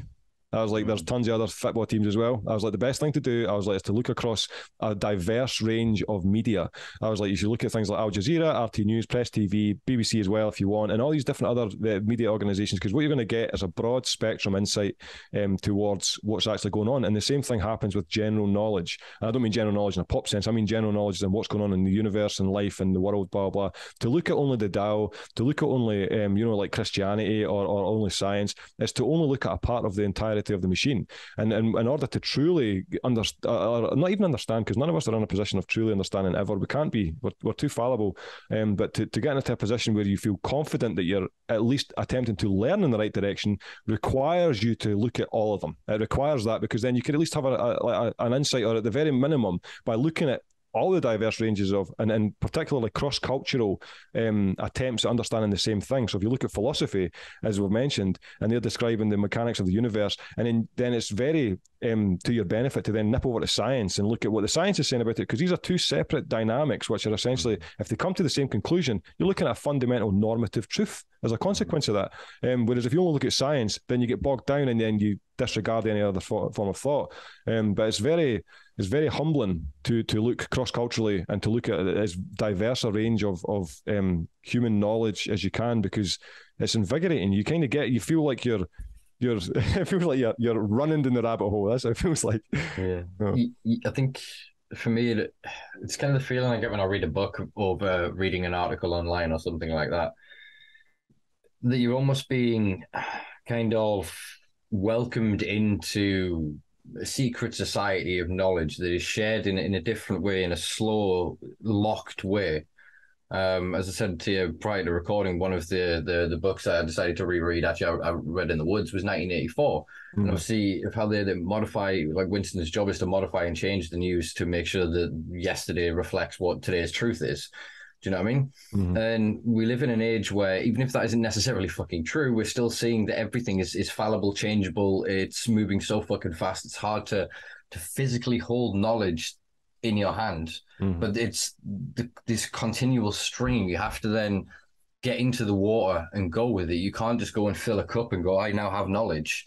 It's not. You have to strip off and get into that fucking water, and you become the water. You become knowledge, and it's not then a chore or a pursuit. It's, for me, it's satiety, it's satisfaction, it's a cessation, a stopping of, I don't know why so many fucking words came to mind there, sorry folks, of the hunger beyond not like food or anything else, but like of, I know that, satisfies for a minute, then the stream of consciousness kicks back in, the waves hit the shore, and there's a new, let's explore the different things that have landed. And it's, I think that if you don't take the opportunity to deal with the stimuli, the information, everything that's come prior, you can never then rely on yourself to actually deal with the stimuli that you've got currently if you need it. You can't be present if you don't have the computer capability, as it were, like in your CPU, to, if you want to digitize it in this analogy.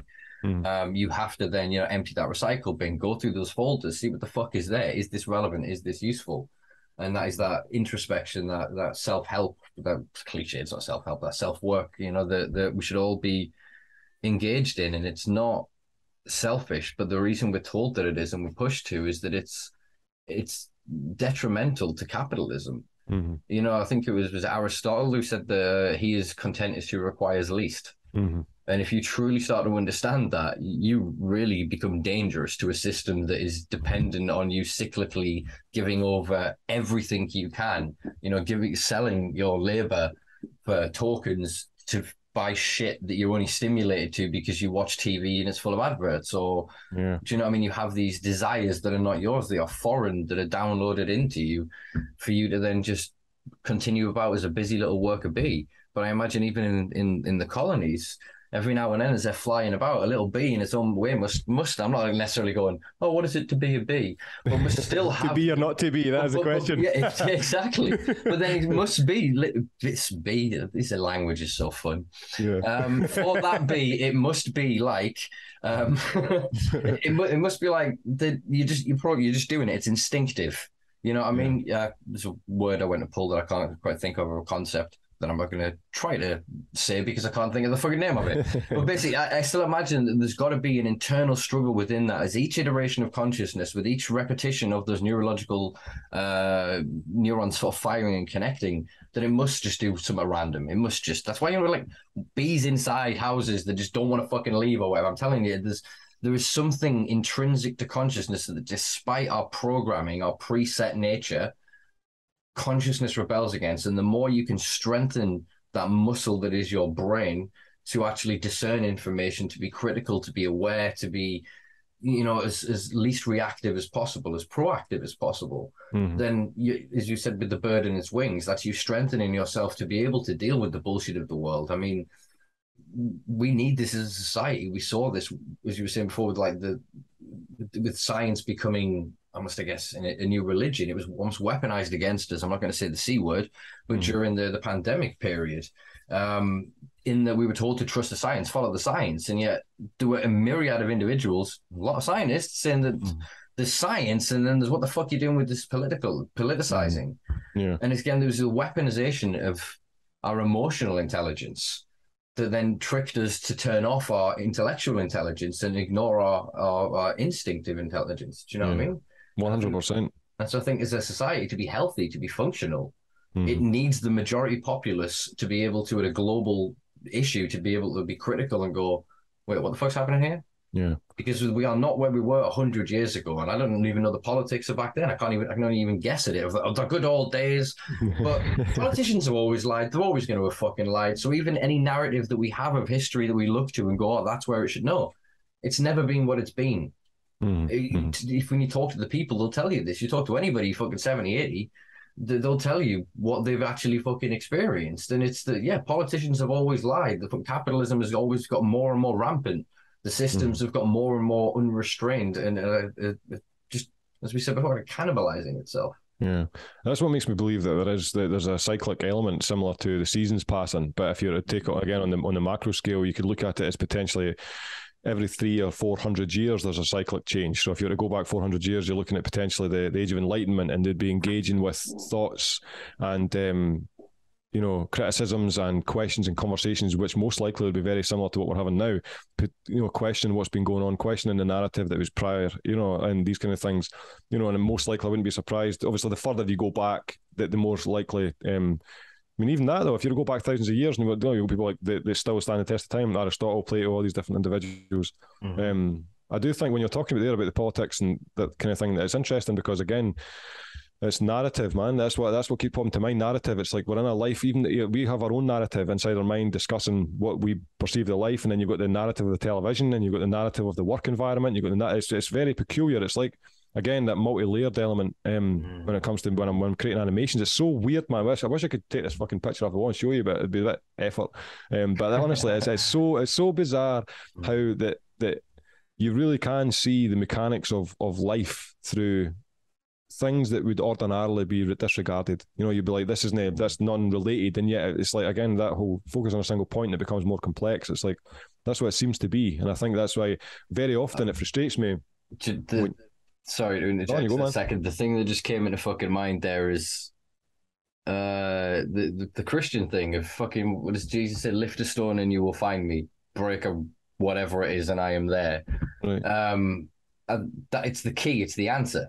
And I'm not saying Christianity or Jesus is the answer. Don't misconstrue what I'm saying here, folks. I think I've made my religious stance pretty fucking clear thus far. Although I will say I am trying to find a Christian prohibitionist at the minute to come on as a guest and kind of have a cannibalism and all of that stuff sort of conversation, you know what I mean? Oh wait, in fact, you know who you should get on? Because I was going to email him, but I never got around to it. But there's a guy that wrote, he would be brilliant. I'm pretty certain he was on the Joe Rogan podcast, but considering Dennis McKenna and your fucking line of people, man, I have no doubt he'd be up for it. But he wrote a book called Warn Your Children, or something like, what was it? Tell Your Kids or Tell Your Children. And it was all about how cannabis is like super crazy, dangerous, is going to turn. His main thing was that cannabis is related to aggression. And that cannabis causes people to be aggressive. That guy. You should get him on, man. He'd be fucking brilliant. Yes, I know exactly who you mean, but I can't pull his name. The Bad Hitchens. That's a terrible way of describing it. There was two brothers. One of them was obviously very more liberal than the other. I can't remember the names of them. And the other one died. And I don't want to say the good one. I'm really butchering this. Oh, come on. Oh, do you mean like Christopher Hitchens? And that yeah. Christopher and Peter Hitchens. It's Peter Hitchens is the guy who's in the UK has been pushing infinitum that cannabis is related to violence. He started publishing pieces in not the Guardian, Telegraph maybe, or something of that kind of ilk. Basically claiming like terrorist suicide bombers and stuff. And then there was obviously some kid in Britain. I think the bombing of I can't even say her name. Ayanda. I can't. Right.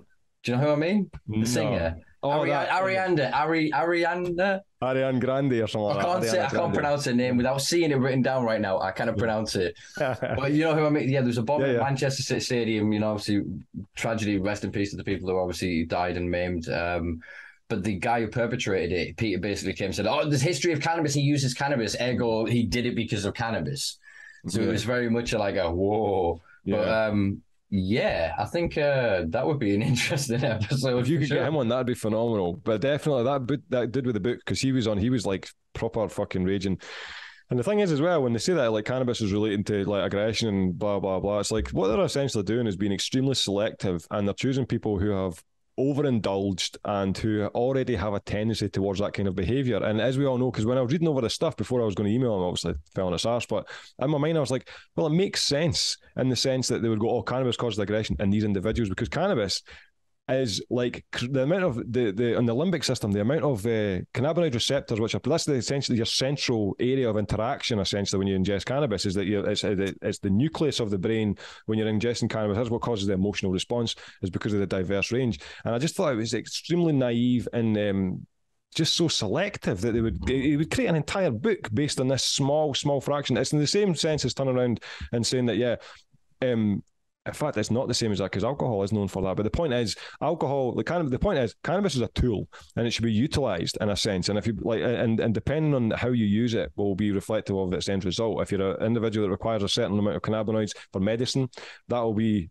Is it Alex Berenson? That's the guy, man. That's the guy. Tell your children the truth about marijuana, mental illness, and violence. Yeah, that's right. And it's ridiculous because that's what they're doing. They're taking a small fraction of highly sensitive individuals whose consumption was not proportionate with their biological requirement, and as a consequence of that, there was a negative response. It does not reflect the fucking plant. You put a cannabis plant in a fucking living room and watch it hit somebody, it won't move.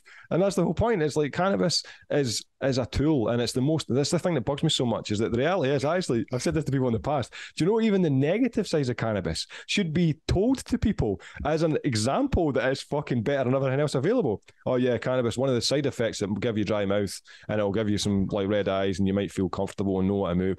Fucking hell, man. That's way better than everything else. So that's what always when I look at the side effects of these things, like even the side effects are evidence that cannabis should be fucking legal. You know, it's ridiculous, man. This looks mental. Whether I can justify a tenner to actually buy that to read it, but geez, so yeah, former New York Times reporter, award-winning author. And this was obviously written quite a while ago because the bio on it says, or the synopsis says that it was recreational marijuana is legal in 9 states. Obviously, that's closer to 19 or 20 at this point. But yeah, most of all, THC, the chemical in marijuana responsible for the drug's high, can cause psychotic episodes. After decades of study, scientists no longer seriously debate if marijuana causes psychosis. That is genius language. Yeah. Fucking genius. So obviously that's the lie, can cause psychotic episodes. But then after decades of study, scientists no longer seriously debate if marijuana causes psychosis because it doesn't. Yeah. But the way they present it, it's why I love and hate this fucking language of ours. It's so powerful, so manipulative. It's like, so he's putting a presupposition, he's making a claim, and then he's putting a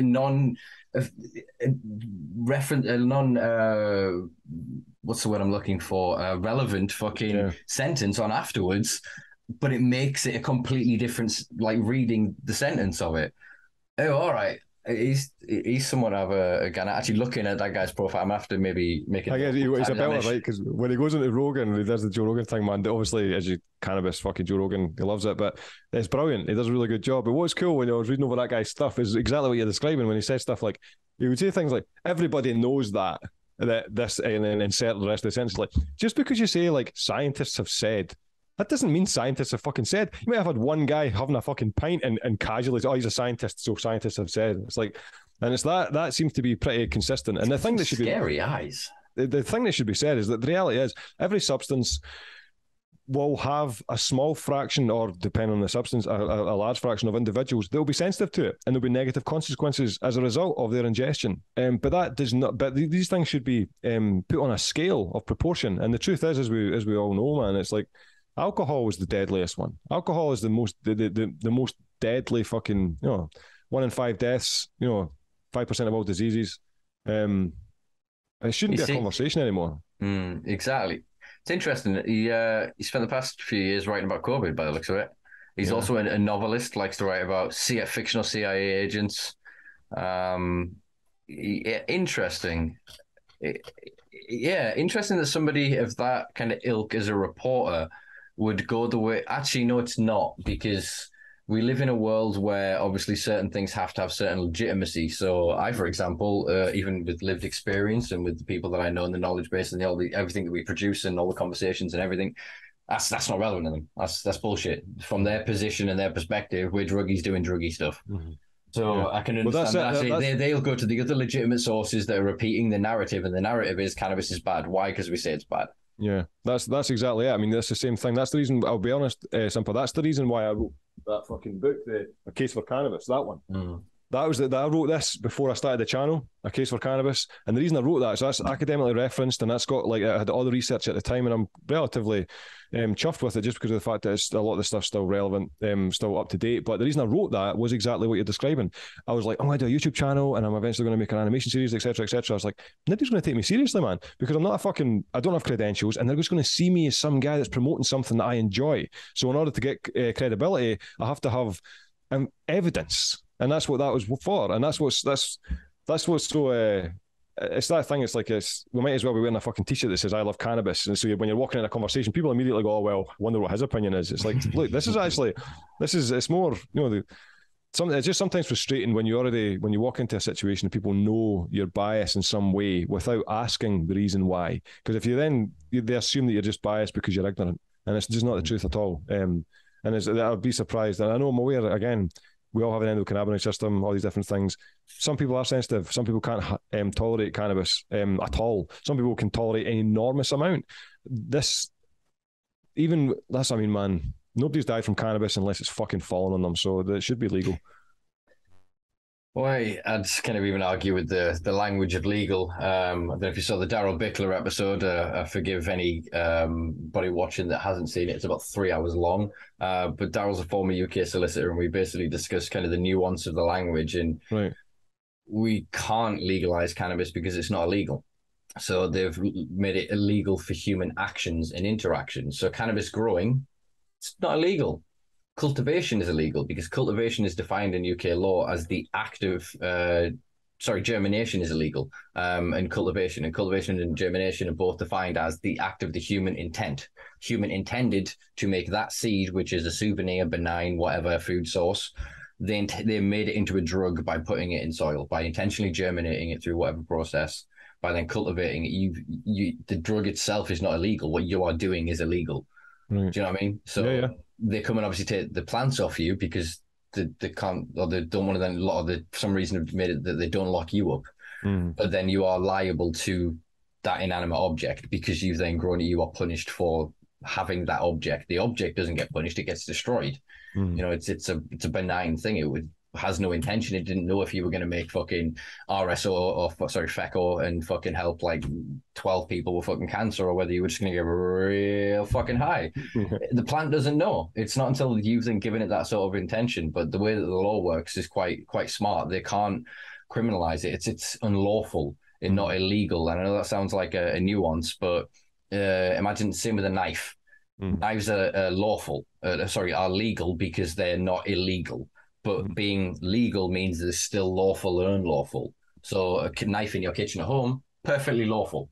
You take that knife outside without reason, like you're a chef going to work, or say if it was part of like a camping pack or whatever, you get the circumstances that kind of lean towards it not being unlawful possession. But then if you were caught with that knife, then like I said, they would treat it as a weapon. It'd be unlawful possession. It wouldn't be that the knife's illegal. It's that you've done the wrong thing with the knife. So the way they got around it with cannabis was licensing and permission, that without expressed permission or license, you cannot do X, Y, or Z.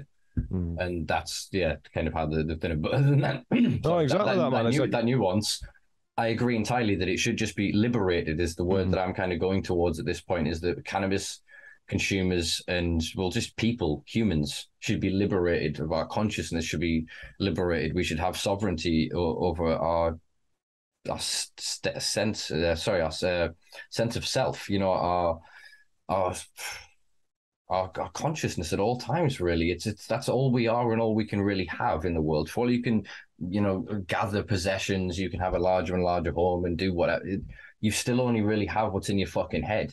Do you know what I mean? And so then to not be able to lawfully be able to fuck around with that, whether it be through, ingesting mushrooms that happen to grow wild about this time every year, folks. If you happen to know some highly agricultural fields nearby that might be productive this time of year, there are wonderful nippleless little skirty little things. I'm sure if you quickly give them a Google, they might be able to help you. I'm not sure how far I can skirt with YouTube's guidelines with that one. I was going on that note, man. I actually 2 days ago, I think. Was it 2 days ago? I got a video taken down. It was Dr. Bob Melamed. They took it down for a violation of medical misinformation.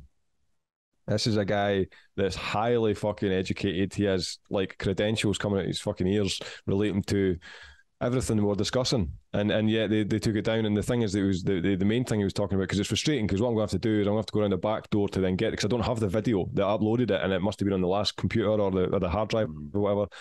So what I'm going to have to do is I've copied the link, and I have to go through this thing called like past history or something, which is a website which allows you access to previous content or something like that. And I'm going to just, once I get the website up and running, just upload it there, because that's what he was describing, was the fact that we're becoming Canna sapiens. That's what the next stage is, because of our endocannabinoid system being deficient for so long. We're going to ingest a large number of cannabinoids in the near future, and as a consequence of this, in near to long-term future, we will inevitably change as human beings as a consequence of having this crucial ingredient that our biology needs. And that's what he was referring to us as. We're not going to be Homo sapiens, it's going to be Canna sapiens.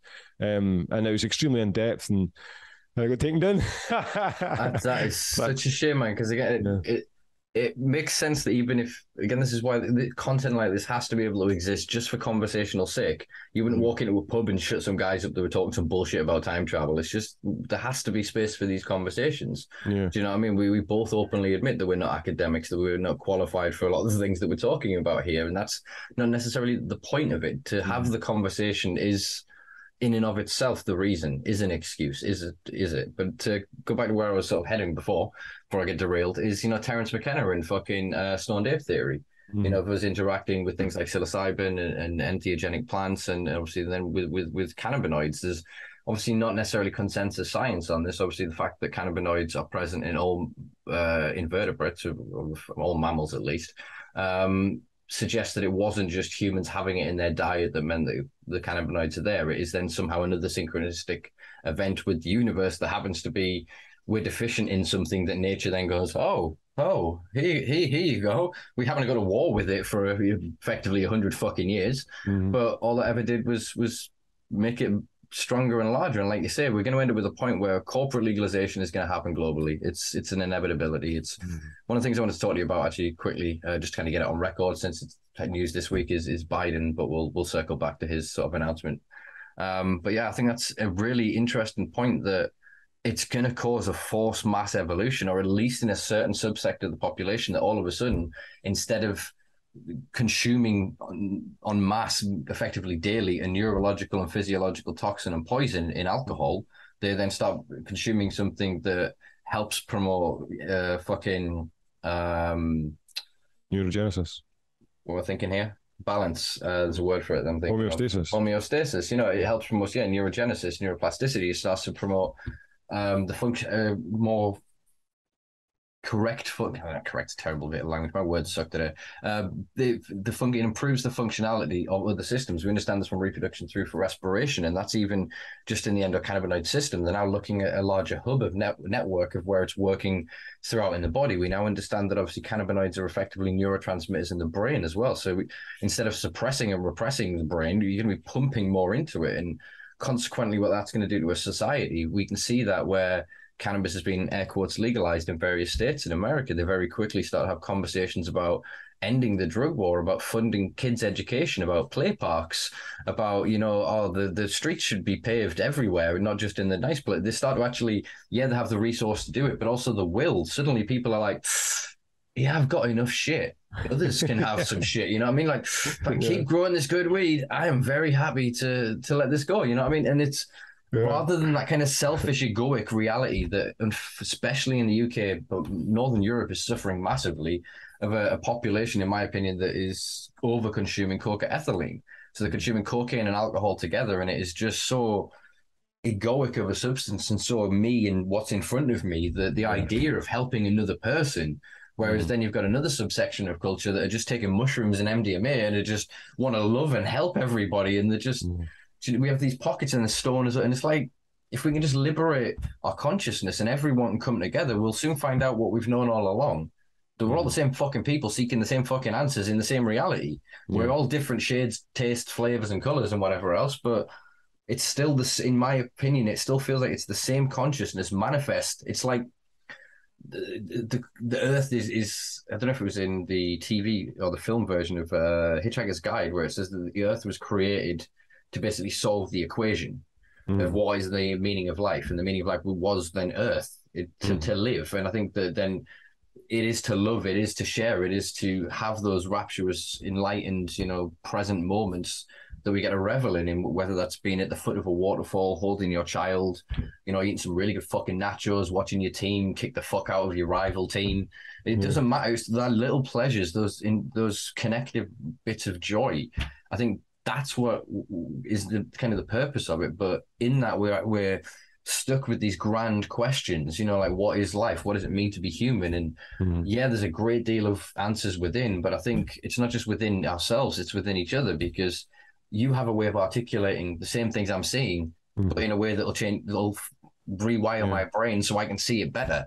You know what I mean? So the more we can share this information constantly, not just homogenize. I've been trying to come up with a term recently for what I feel is happening in society, and I'm saying monoism. It's probably going to be something in architecture or art or whatever, but everything is becoming singular. So first they reduced everything to be binary. It's left, it's right, it's up, it's down, and whatever. Do you know what I mean? Through politics, through whatever else, and it became that you like or dislike this, thumbs up, thumbs down. Do you know what I mean? Oversimplistic. And now we're moving into a monoistic society and world where it's something happens, they click, that's it, the grand old they click their fingers, and we all fucking dance to that beat. You know what I mean? Everyone just falls in line. And it's through self-policing mechanisms and whatever, but it's also like Pavlovian conditioning that we're taught to hate who we're taught to hate. We're taught to, we love this person now. I mean, look at the fucking Queen dying. I'm sorry to bring that up again, folks, but you know me, I'm a staunch fucking Republican. I am so against the idea of monarchy is offensive to me. The king and queen in this age, it's the ultimate symbol of why we don't have sovereignty over our own consciousness ourselves. If I will not bow to any man or woman or any human in any form or guise unless they have earned my respect. You will not have it through bloodline or entitlement. It's repugnant. I've gone off on one there on the fucking... Not at all, man. Not at all. I fully agree. To be honest, one of the things that popped to mind there, Simpa, when you're talking about the click scenario and this...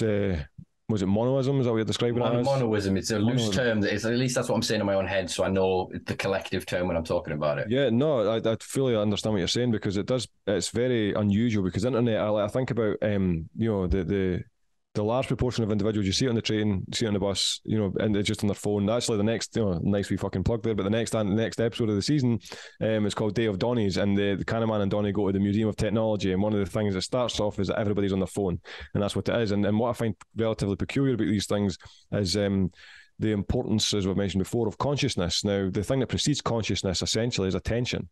And what you focus your attention on is you allow the door to be opened towards your conscious thought. And if you look at the way technology is, although it's allowed this unified field of information where you can access it to further your conscious inquiry, one of the things that's also very apparent is the level of control that's been applied to steal consciousness, and how these algorithms are tailored to promote a specific, again, narrative, a specific perspective of the world, and depending on the climate of those architects of society that they desire at the time, well, whether it'll be conflict through gender identity, conflict through politics, different form, conflict through this and this, but it does seem to be that there's a consistency of stealing consciousness, because the reality is, as we're describing, even when you mentioned it, like us describing, neither two of us have credentials. I mean, I've got a white coat, but I'm not a fucking scientist. It's like that kind of thing. And but at the same time, what is it we're trying to achieve here? We're trying to achieve an extension of conscious thought through the process of articulation, and the articulated word is what it comes down to. And that's where political correctness, the reduction in what we thought was free speech, all these different other things. It's so important to understand that you need to preserve your consciousness, and need to engage with like further dialogue to really extend upon what's going on, because it does seem to be that's what's happening. Is just that it's like I mean, fuck, man, you remember that we're essentially a similar age. You go back and it's like, stay away from the TV, you're going to break your eyes. You fast forward 15 years and you've got a fucking VR stuck to your face. You fucking kidding me, man? And that's what it's like. And so there is an invasive, and then you're going to the next stage is Neuralink. Although these things, even though there is the other flip side of technology, I mean, you mentioned it before, where it was The Simpsons, where it's like, I think there's a bit where Mo is like, when they're all kids, and it's like, Like I think it's like it's like Homer's mum. We used to be like this rebel, this hippie rebel. So they go into the germ warfare place to destroy it, and they're all like, "Yeah, fuck germ warfare, fuck these fucking scientist bastards." And then they're all running away, and then something falls, and then falls on Mo, and he goes, "Oh shit! I hope medical science can save me." So there is this paradigm of that. Again, it's kind of like the same as any form of substance. There is a moderation that's required in order to maximize the utility of the thing you're engaged in, and that moderation is distorted through individuals who have malevolent intentions. And that's where when you look at things like technology and kind of thing, there is a malevolent undertone to technology. Look at TikTok. TikTok, I mean, as I mentioned before, TikTok is essentially the best example for them explicitly trying to reduce everybody's attention span. You've got a format which promotes minutes content. And if your content goes over a minute, you probably won't get fucking watched. And it's these kind of things. And that reduction of that, and then you apply this whole minute content, 30 seconds, 15 seconds, and you apply that. I mean, TikTok's only been around for a very short period of time. You apply that to a generation for 20 or 30 years. What are you looking at? You're looking at a generation of people that can't read a full book. You're looking at a generation of people that can't engage with long-form dialogue. And that's potentially what could be a consequence of these malevolent things. And I'm aware that individuals will be like, there's a conspiratorial theme to what I'm describing here, and that's not what I'm saying at all. What I'm saying is there are individuals who have intention. In fact, it's perfect because I kind of want to talk to you about medical cannabis in the UK predominantly, but it's because it's the same thing. And the medical cannabis thing in the UK, they say that there's not a conspiracy behind fucking maintaining this privacy. There's not a conspiracy. It's like, what they should do is they should remove the nature of, it's a conspiracy that the UK is fucking hindering their legislation in order to fund this. Anybody who's watching, I did an animation that's called UK Medical Cannabis, and I touch on this, and that's all it is that they say, it's not, and they say it so that they can disregard any form of questioning of it. So they're like, to say that the hindrance of the UK legislation towards cannabis, which has directly profited these private clinics, to say that that's a conspiracy is ridiculous. It does sound ridiculous to say it's a conspiracy. To say it's a marketing strategy, that sounds more realistic. Well, to say it's a strategic fucking move in the long term through various groups of individuals who will financially benefit from this, that kind of touches more on what reality is like, capitalism, the nature of capitalism. So we'll just hinder that legislation going through, and as a consequence, there are fucking millions, billions going into these private sectors. But it's a conspiracy if you thought that. Take away the word conspiracy and apply a marketing strategy, and then you're getting fucking closer to the truth, and you can then have a conversation, because that's what's going on. It's not ignorance. Oh wait, we've never passed these fucking laws. Let's hinder cannabis laws at the same time as. That's what I said in the animation. At the same time as give everybody just a small amount of fucking like cannabis just to tide them over. And I'm aware it's good to have access. I'm aware that we do require this, but I also find it relatively humorous that the price that you get from the clinics is just below the street price.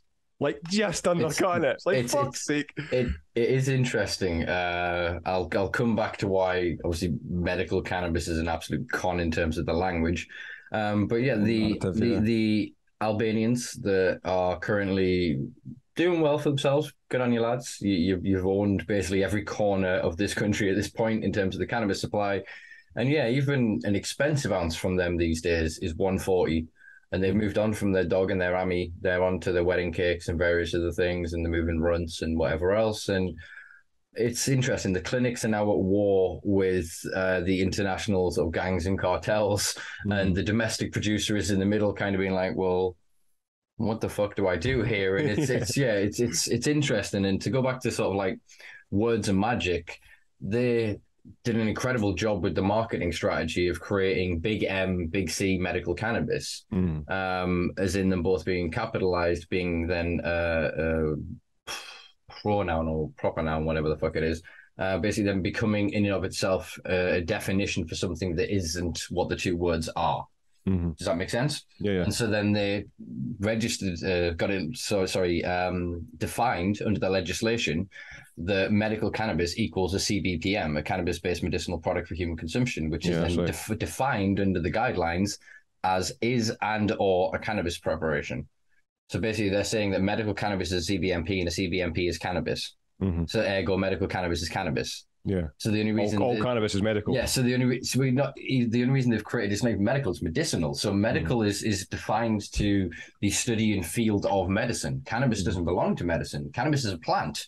Cannabis can be used as a drug, to then medicinally as a drug to then be used therapeutically by the individual. You can then extract from that through the pharmacopoeic procedure to then create a drug, a patented drug, which is then cannabis derived. You know what I mean? So even like synthetic, like Dronabinol.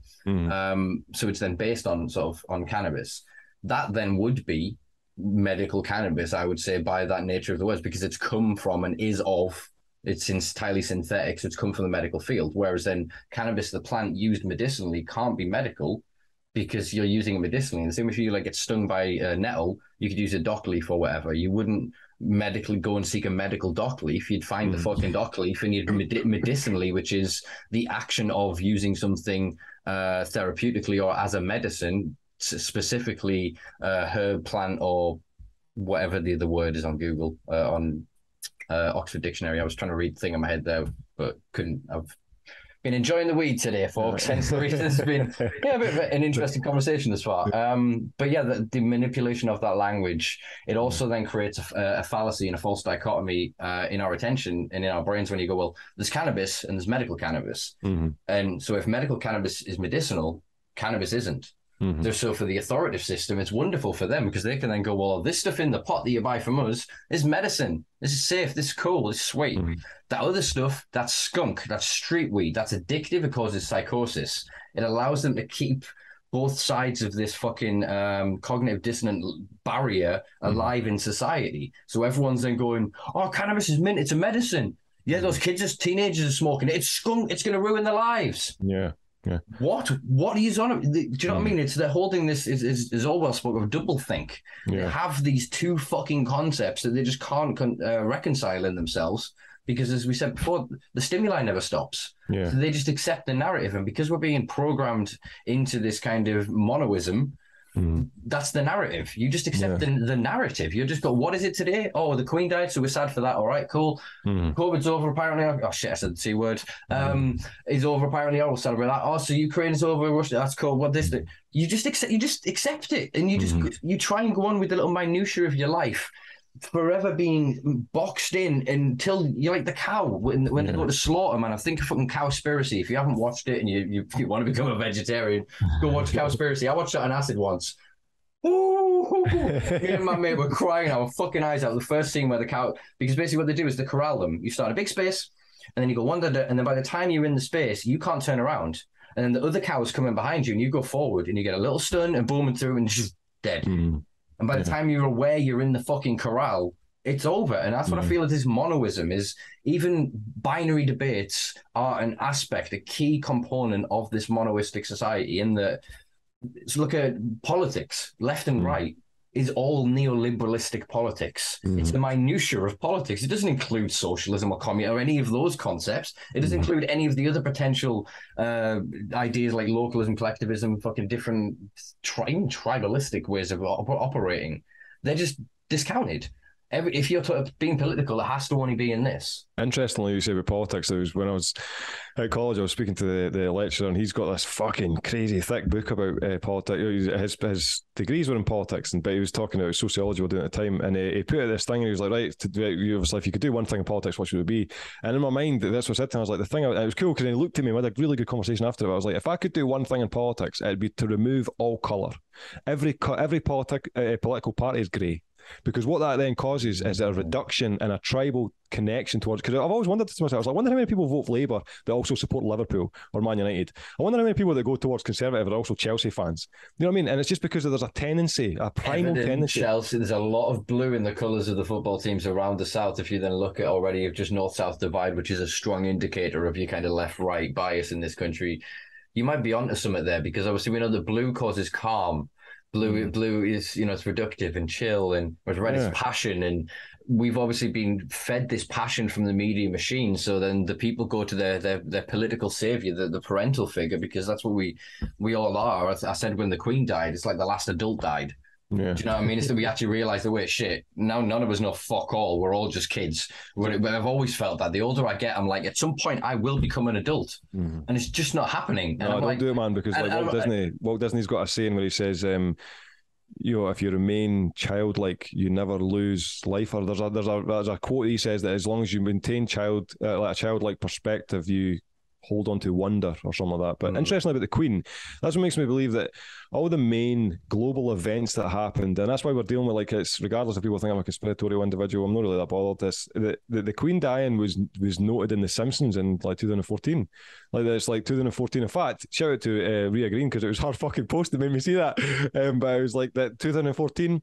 And then it's like 6-7 years later. I want to point out though that the date on the fake picture that went around was a Photoshop job. There was an image that put the date as 2022, but the fact that the Queen was but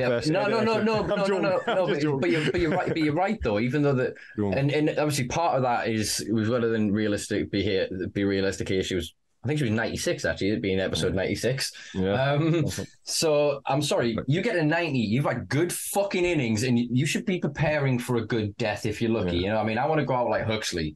I'm scared of needles, but fuck me, jab me up with that LSD when I go. That's great. Well, Aldous Huxley, he's a great example of that, because even in his book, Brave New World is probably one of my most favourite books, is because of the fact that just finished it yesterday, and then I've cracked open Fahrenheit 451. I'm going through all the dystopias again. I'm really rattling my brain again. Nice. Well, I've got that's frustratingly, because I bought The Island recently and I've just not really got around to it. Dude, brilliant. This is his last book, and he puts his life into it, man. Do you know what's interesting? This is what I've noticed about this, like things like fiction. It's so weird, man. It's like it feels like I'm like having a pudding or something, or it feels like I'm having a sweetie. It's like it's no, even though there's a philosophical sincerity and authenticity, but when you're reading like non-fiction, it feels like there's more of a seriousness behind that. Whereas if this fictitious thing, it kind of feels like I'm like just putting my feet up and I'm just taking some time off with this work. I think it's that like academic kind of programming in school. One of the things I always noted of like, I'm still fucking pretty adamant that the reason we get forgetful when we get older, when we walk through doorways,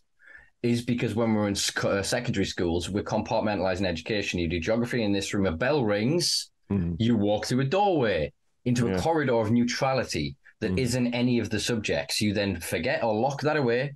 You then go and you're not taught to connect the things. You don't go, well, how does geography pertain to history? How does fucking philosophy pertain to music? You don't ever really combine. You're taught that these things are separate and should remain separate. And sorry, I just want to get that tidbit out, because it is some of I do think of quite a lot of it is this conditioning, and that we have to break free of it, however you get away from that. You know what I mean? No, 100%. And interestingly, actually, just reminded me of the point you were talking about the language between medical cannabis and how they managed to separate it. And again, it goes to that compartmentalization of the psyche, almost, because of the way this kind of thing, that if you look, that's very, very, very similar to the hemp cannabis thing. That's what they did then. That was the beginning, and then you fast forward now, doing it medical. I mean, fucking what's going to be next? Are they going to compartmentalize what is regarded as recreational consumption? And then again, it's all kind of probably sporadic, but there's a great book that I think anybody that's really interested in the level of marketing influence through every spectrum of society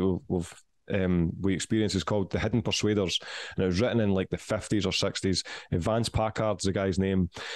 One of my most favourite books, The Hidden Persuaders, because what he describes in it is the level of insight that they apply to the human psyche in order to achieve what their goal is. And then he puts the hidden persuaders through the dynamic of employment. So if there's a corporation that's trying to employ a CEO, they'll ask them about their private life, and then like they'll ask them about their wife and this and the next thing. Not only that, they'll ask them about they'll essentially study these individuals in order to figure out what kind of personality they have, to see if they'll be subservient.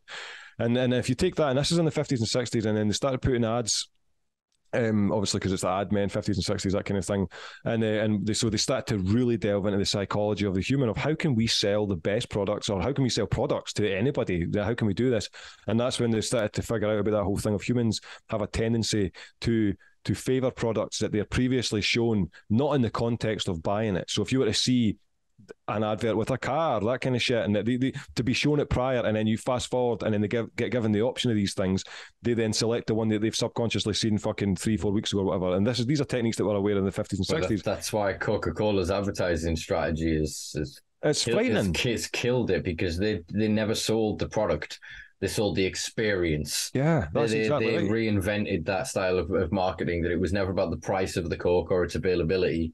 It was, you saw that red, you saw that flush of the font. And perfect. You just said you saw that red there, right? That's what the next point I was going to say, Simple Brilliant Man, was like, so the red, every time we look at our phone and it flashes, that we not the thing, we think that's a new thing, just to, it's our phone, just so we can fucking check we've got a message. You rewind back to the 90s, even before that, and you've got an answering machine and your phone for the house phone, and it's just flashing red. And now that red's a primal thing, because our eyes have a tendency to look towards something that's red. That's just a primal thing. I think it's to do with like fucking food and biology and these kind of things, like evolutionary mechanisms. Blood and berries and exactly exactly. And then so that's in the 80s and the 90s, and then you fast forward all the way through. They're aware of our neurological circuitry, and the people that, and that's what's so frustrating, because again it sounds all conspiratorial. No, you're like, when they talk about like politicians and these are like not even bolts in the machine. These are individuals showing up to the work and going home again, essentially. They'll know certain things, they might not, whatever, and that kind of thing. But the reality is there's an umbrella, there's a societal structure which is in place which is obviously could most likely potentially be as a consequence of the capitalist dynamic to sell and the nature of competition. That's what the underpinning of the learn the psychology, because then we can be the best competition in the fucking realm, essentially. But even that thing, you fast forward, why do you have the button on the side of your phone to click it? Because every time you click your phone, even if there's not a message, every time you press the button on your phone, you're getting a release of dopamine and your epinephrine and your thing, and every single time. So you become addicted to these things. And it's the same thing when you're strengthening the muscle memory as well. Strengthening the muscle memory. Every time you're scrolling down your phone, you're not looking at the picture. You're scrolling because the dopamine gets released at the next picture. Now, to understand it, like the picture you're looking at doesn't give you the pleasure. It's the next one. It's not even actually the picture necessarily. There's a study that they figured out anthropologically. They looked at metadata. God, this was a long time ago that I read this, many years ago. But basically, they found that it's the expectation or the anticipation. That's the fucking thing. That's the holy grail. Yeah. It's the moment just before the thing, having had the opportunity to want the thing, knowing you're going to get the thing. That's that's the mechanism. So that's just what we do with sex addiction. Then the people are not ever even asked about the person that they're currently engaged with. They're thinking of the chase of the next thing. And even then, as soon as they get it, they almost don't want it. And it's like, it's the same with most other things. It's that this is how you can have like healthy relationships with things, is you then understand that mechanism and you make it work to your advantage. But if you don't understand it, or any of these sort of things, or even, was it Bernard Hayes or whatever the fuck his name was? Edward Bernays. Yeah, it's Freud's second cousin. And he basically took all of psychoanalytics and dumped that into the ad guys and went, have you considered? And fuck me, look at the state of what we're in now. Yeah, and but it's weird that there's a whole subsect of society, and I'm one of these. If I see an advert, something in me immediately goes, never buying that. Like, even though 99% of the things that are on adverts are not things I want in my life anyway. Do you know what I mean? Yeah. One of the things that my joys in life actually is listening to, say, like classic FM. I like classic FM in the car. Every now and then I'll have like gangster rap, or I'll have some fucking hardcore D&B or Gabba. I'll have a very variety of playlists. But I'll put on fucking classic FM and just to have the adverts be like, for over 50 rich white people.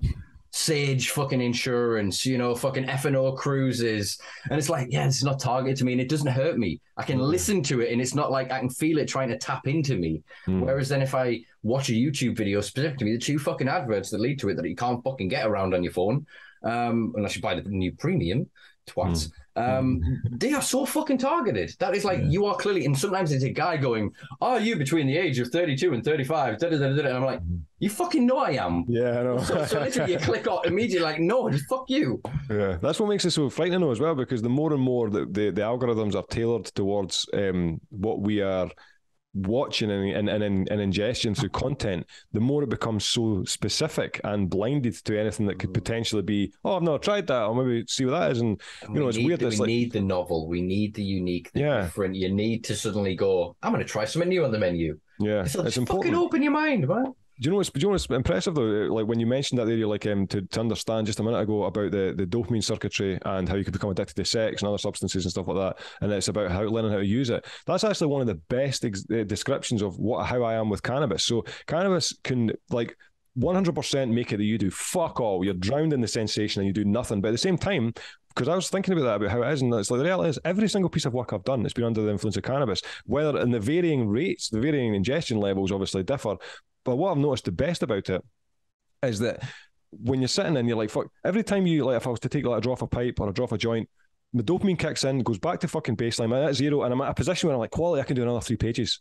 And then you get to 3 pages, you feel relatively exhausted. It's essentially a stimulant.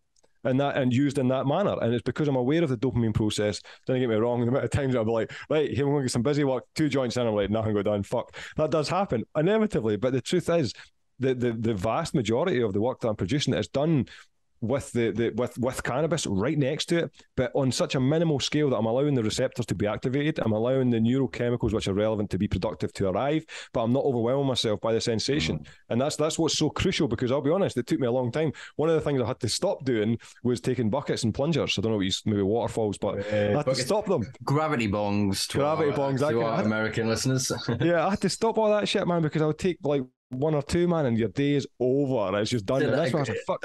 Yeah, but a bucket is just, you're done. That's like you walk in and you've got this spectrum of alcohol, and you're like, I can have a nice little shandy. You're like, no, I'm gonna have a half a pint of absinthe. No matter what even the bud is, it's the delivery method. You just literally go, I'm gonna empty all of my lungs, I'm gonna absorb all of the weed all at once, get it in every part of me, and then get a cough to make myself lighter-headed to fucking get the blood flow moving even fucking further. And yeah, you're gonna be instantly just ripped as fuck, because we used to like that was our method the entire fucking teenage years, man. Right? Yeah, it's so funny. There'd be some folks' house, like I remember like, it doesn't matter his name, but it's like in case he's watching. But I remember I go to his house, man, this guy's house, and some of us, like, I'd be with my mates, and I'd be like, right, we'll go down to so and so's house. He'll have a small laugh. Nah.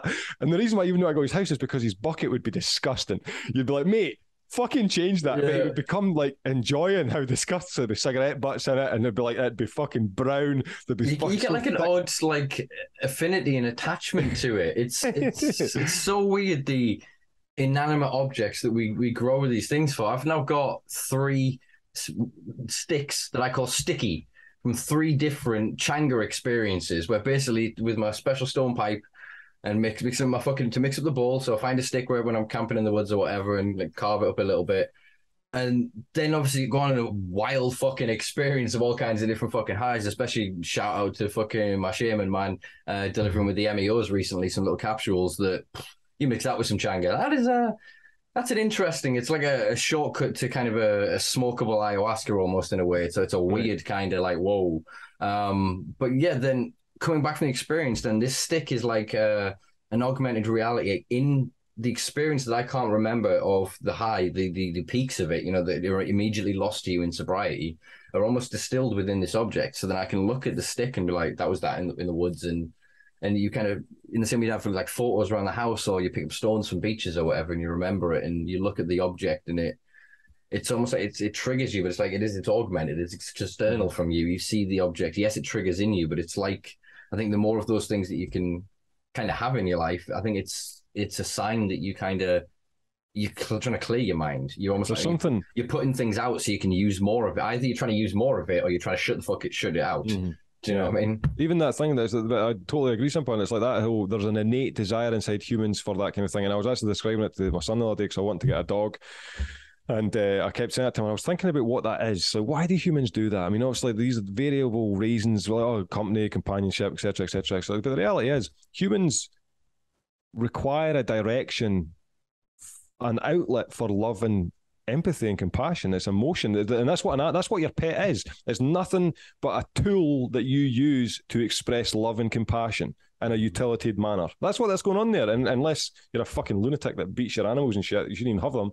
But like the basis, the fundamental reason for having that kind of, that's what I was thinking. I was like, well, why is it you're doing it? You're doing it so you could just express that thing. So there's something innate in humans to do that thing. I'm aware we're social animals, and obviously that's inevitably going to be the case. Seeking connection as well. And I think what humans find in predominantly, especially cats and dogs, is a sincerity, a genuine purity and innocence, in that you earn that affection and that love, and they don't begrudge you being late. They don't begrudge you having a bad day. They don't begrudge, you know what I mean? They are a cornerstone of something foundational that you can build your life around.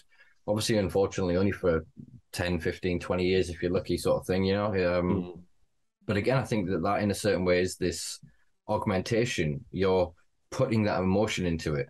Do you know what I mean? And then so you can, and I think we have these drives, and I think it's something that Falnock, or whatever that company, I ever pronounce his name, the writer of Fight Club, sort of tapped into. We were saying this, we have a violent instinct and a love instinct. We have all of these primal things within us that it's energy. And so if you look at Tai Chi, all of the moves from Tai Chi come from movements within the animal kingdom. And so great sort of masters of various skill sets over the years basically looked and observed sort of how a crane would land and what it would do with its wings and how it would dispel the energy. So in the air, you look at a bird and you think, fuck me, that's got to be using a lot of it, like a constant, and it's not, it's in flow and its muscles are engaged into that kind of flow. And then when it lands, it's dispelling the energy. When like a dog gets nervous and it wags in a certain way, when cats stretch and do different moves, they're dispelling energy from them. They've instinctively got a way to remove that energy. And because we're not like foraging and walking for miles or whatever, we're not climbing, we're not using muscle sets and groups, and we're not, for all the term, roughhousing, what I mean? We're not physical beings as much as we've been through our history. People barely hug and have, especially post fucking pandemic. We were actually starting to get somewhere, I felt, in society. Men would fucking bear cuddle, and that there'd be an exchange of energy, of hormones, of pheromones, of all the fucking other biological wonders that signal to each other in that intimate setting. You know what I mean? And I think an absence of that has been incredibly detrimental. And again, to sort of bring it back into cannabis and other drugs, I think that, and not just even that, even things like yoga, and one of the things I made a point of earlier, it literally just says being alone. And you said about people saying it being sort of a bad thing. And I understand why society can think that, but I am of the same mindset that I retreat into myself and into the world, the space that I'm lucky enough to inhabit, that is my own, that is my safety and my protection. And within it, I seek to learn and to better myself. So any of the kind of prejudices that I hold, any of the kind of negative feeling and kind of regret of the previous day or whatever, I go, all right, well, next time I leave the house, I'm this, I'm that.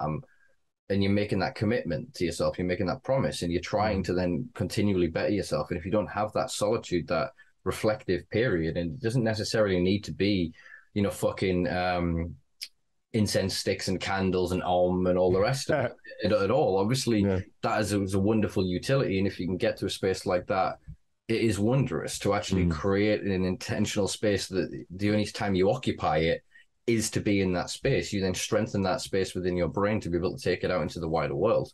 But you can find that in sort of the Zen Buddhists describe it. Like, Zen is in everything. Doing the washing up, you move into a state of flow. Your hands, you're not doing anything. You're dedicating time. You're just standing there doing the things your hands know how to do. And then in that time, you can go away with your brain. Einstein said fucking getting a job at the patent office was one of the best things for him. Obviously, the Family Guy joke that he stole all the patents from the post office that he saw coming in. But he said that the best time, he found it to be the best time because it allowed him to have boredom, to have long periods of time where his brain could actually just daydream. He could function and just do the job mechanically. But because he chose to engage that part of his brain, it could go off and come up with all of this sort of wondrous ideas and what do you call them, like thought experiments. Yeah, I fully agree. And it's interesting because a quote brought to mind that it's when you're talking about how it's perceived as, being alone is perceived as a negative for your mental health, and or socialization is obviously necessary, but being alone is so crucial. And Charles Bukowski, he's got a quote where he says, I don't know if you're familiar with his work, he's fucking brilliant. He says, people empty me, I have to go away to refill. And that's how it feels, it's like you feel we are energy creatures, we're frequency oriented creatures. So you do, and I think that's what's so important about being in the company of other individuals who represent the same frequency in which you emit. Because the amount of times that, and I think that's what you feel at work, like when you go to a job that you fucking hate, it's destroying you, it's emptying you every day. And if you really don't go home and put yourself in a mentality, or even when you're at your work, spend the entire time when you're present, as you're mentioning, going into this other place, like you're mechanically there, you're mechanically doing the actions, but your psychology is back to your dream, it's back at your home, it's back at your baseline of what you want to achieve. And I think that's what helped me so much when, literally, man, it'd be 9.5 hours of me washing dishes in the same spot. And that, it was brutal. And at the same time, though, the amount of times that I got my best ideas there, and I felt like bizarre. I mean, obviously, let's say I'd be doing the dishes for 2.5 hours, man, and thinking about what I was going to be drawing at my break. And then I'd be like, when I'd be drawing at my break, I'd be thinking about, right, I need to get this done, so I'm doing this tonight. And so I was never there psychologically. I was always in a position where I was there mechanically, but I was never in that position where I allowed myself to be fully empty, because the whole thing to be fully empty, you really have to give all yourself to I was never there all the time. I was fucking miles away, and and I think it's so crucial for anybody listening, that if you're in a position where you're like, oh, I fucking hate this job, blah blah, it's like, use it to your advantage. Like if it's, and I actually wrote this in the book, that the Productive Path book, that if you're in a job, and people that have been in a job 15 years or longer or less time, a few years, whatever, even fucking a few months, makes no difference.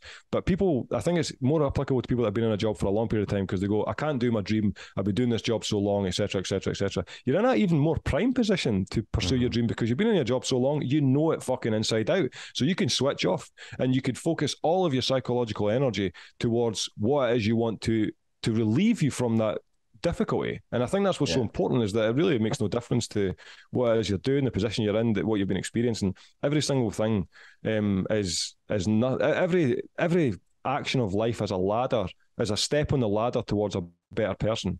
And that's 100%. I would agree with that. It's one of those optic illusions. You get the top of the ladder and you realize you're at the bottom again. Yeah, it's a never-ending process. It's not a destination. Life is the journey, and I think too many people get kind of lost in that. We're at the time, but I'd like to cover a few news topics, if that's all right, because a few things have happened. Obviously, circle back to Biden.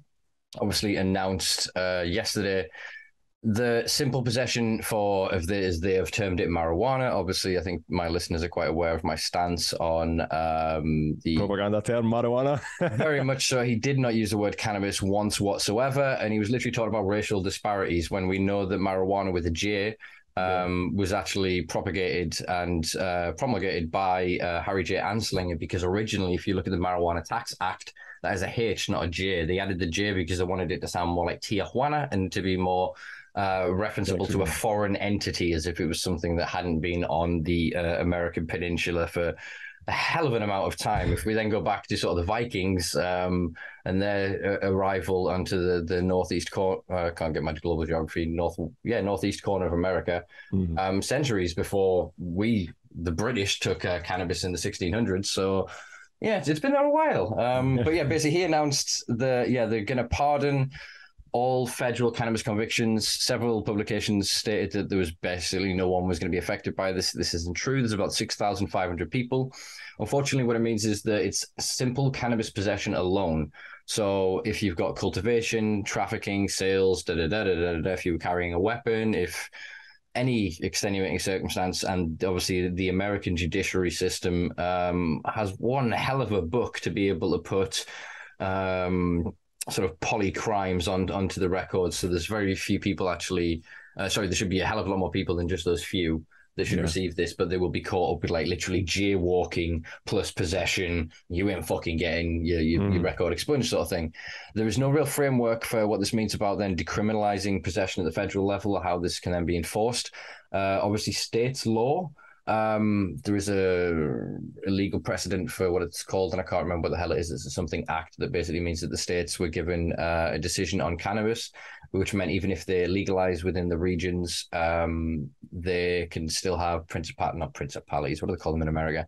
Like townships, counties, areas, regions where they could still have cannabis prohibited. But then if under the federal level, does that affect this? There's going to be a lot of nuance here. And I think you can have some kickback from some of the holdouts in America, for all there's only a handful of states at this point. But I just wanted to kind of get on record my thoughts on this. I did post for the first time in quite a while on Instagram this morning, stating that I believe that the fact that the American US midterm elections are about 5-6 weeks away. So I think this is just Biden reassuring, he's had basically 2 years. They could have fucking done this. Arguably, there's been COVID, etc. But they could have fucking done. I said it again. God damn it. This is going to harm us on YouTube right here, but I don't care. Whatever.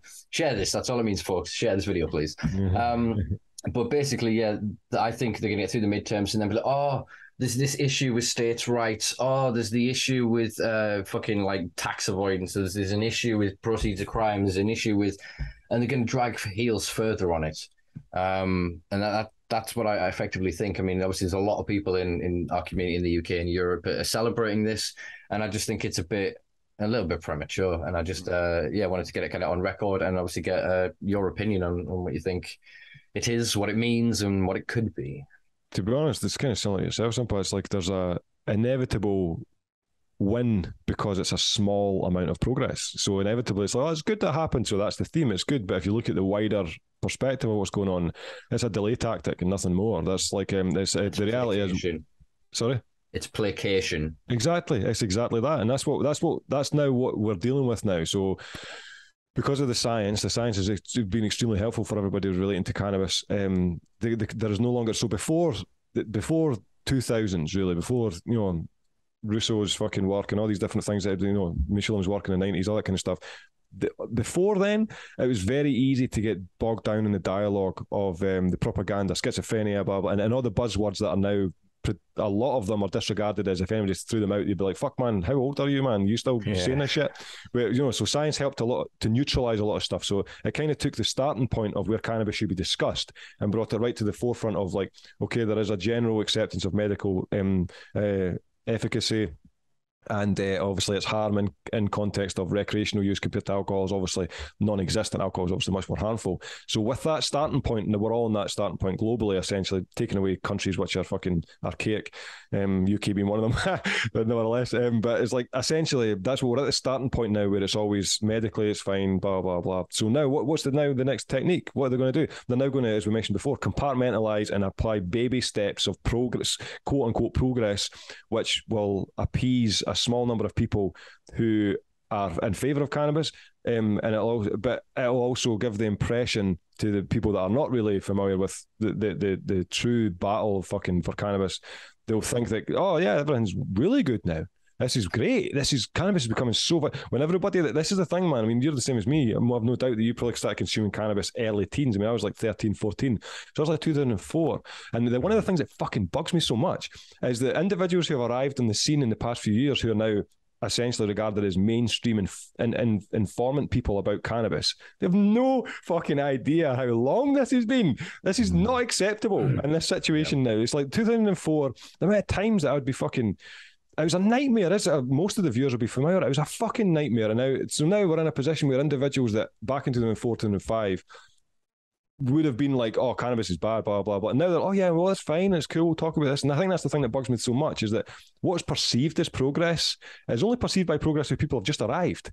People that are actually familiar with cannabis for the past 20 years are like, this is unacceptable movements because of the fact it's been so fucking long. So that's inevitably it is a fraction of progress because some people won't be put inside, some people will be released and all that kind of stuff.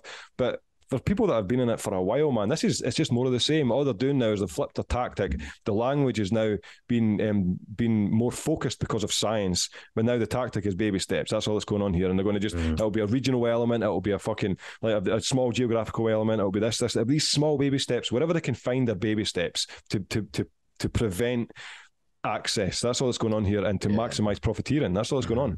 Yeah, the image in my head is it's actually Takeshi's Castle. Do you know the stepping stones you step on in the fall? But it was that image, but it's big stones, little stones. Yeah, so there's like 100 little stones, and then I've got another step. You could take 3 strides and cross this fucker, but you are literally tiptoeing across. And the other thing is that on average of the American and actually some Canadian cannabis stocks jumped as much as 20%. So obviously, I'm not necessarily suggesting that Biden has shares in cannabis companies, but obviously, if you look at somebody like Russell Brand's work around, like Nancy Pelosi and her alleged huge letters YouTube, alleged insider trading. Please get the alleged there, YouTube. So again, I think it's an interesting contrast because in the other bit of news I wanted to talk to you about was calls for cannabis to make a Class A drug at Tory conference. Oh yeah, I've seen that. That was a fucking belter. This is scary though because we're laughing. Yeah, one of the I'm trying to find his goddamn name. One of the individuals involved in this is a PCC from up my way, down my way from your perspective, I guess, or whatever direction you are from the world, somewhere in the northeast of England. This PCC basically pulled the funding for former guest Danny Ahmed, who did the supervised heroin injection here in the UK. And they had some amazing successes stabilizing people's lives, getting people clean, diverting people from intravenous disease and overdose, and were brilliant. And they basically just had all their funding yanked. But he is one of the individuals. It's an interesting point that the British tabloid presses, they basically went and presented this as if it's Tory policy, when actually what's effectively happened is they were laughed off the stage at the conference. They presented this idea, and their own peers, their own contemporaries were like, what the fuck? Yeah. And the only thing that I can think in this is, or my fear, that I was going to try and unretire my tinfoil hat from somewhere, but it doesn't exist anymore. But my worry here is they're going to continue to push this big M, big C medical, air quotes, medical cannabis paradigm. Medicinal cannabis. I'm obviously doing a series, which actually, folks, update. Part 3 will be out next week, or this week when this is released, I think. I don't know how time works. Yeah. It moves forward endlessly. I was waving like a fucking queen there. Jesus but yeah, my point being that they're going to get weaponize that further and further. So then going, all right, we can prescribe this, we can give you it, but you can only ever vaporize it. You can only ever use it in these spaces at these times in these amounts. Whereas then if you grow it at home or you buy it on the street, it'd be a class A. So then they'll want to try and separate it. They're going, I believe that actually that when they're saying that cannabis is like heroin, they're kind of right in a weird way, because they've now made it a medicinal product. So whereas before it was just a drug that didn't have therapeutic value and had some propensity towards abuse. Do you know what I mean? Whereas now they've given it therapeutic value and it still has a propensity towards abuse. That's the same language as heroin. We've goose-stepped ourselves into this. They've walked us into this. The harder we've gone, medical this, medicine this. And for a small section of society, those newcomers that are just people that, yes, righteously, correctly need it for their condition, for their children, for their small sect, their tribe, all well and good for them. But it betrays the legacy century of activists, of individuals that have tried to fight this, that have protected this plant. The shoulders that you and I stand upon today. You know what I mean? Hopefully someday others will stand upon ours and keep going until eventually we can lift us all out of this hole, retrospectively, historically, so we can all have that vindication for all being posthumously. It's still... That's what I'm fighting for. I know that the things I know I'm right about, I'm never going to get known to be right about in my lifetime. But it's still worth fucking, as the Israeli proverb says, plant those date trees. Yeah. No, I fully agree. And the thing is as well, like when it comes to the discussion that you're referring to, I didn't see the article, but I've seen enough of it for it to just make me fucking laugh that they got laughed off the thing. But what it seems, to be honest, in my mind when I first seen over it was, first off, there are still individuals in certain spectrums of society that do believe those things, that are so regimented, and you do find them in hierarchical, police in particular, politics, where individuals haven't allowed themselves into circles where they can fully educate themselves on cannabis, so they believe that cannabis is this extremely dangerous substance. There's that part where there are subjective individuals who are ignorant towards the fact. Then there's the other part where there is a conscious attempt at diluting the dialogue around cannabis in order to allow profit to maintain, as you're mentioning, towards the medical side.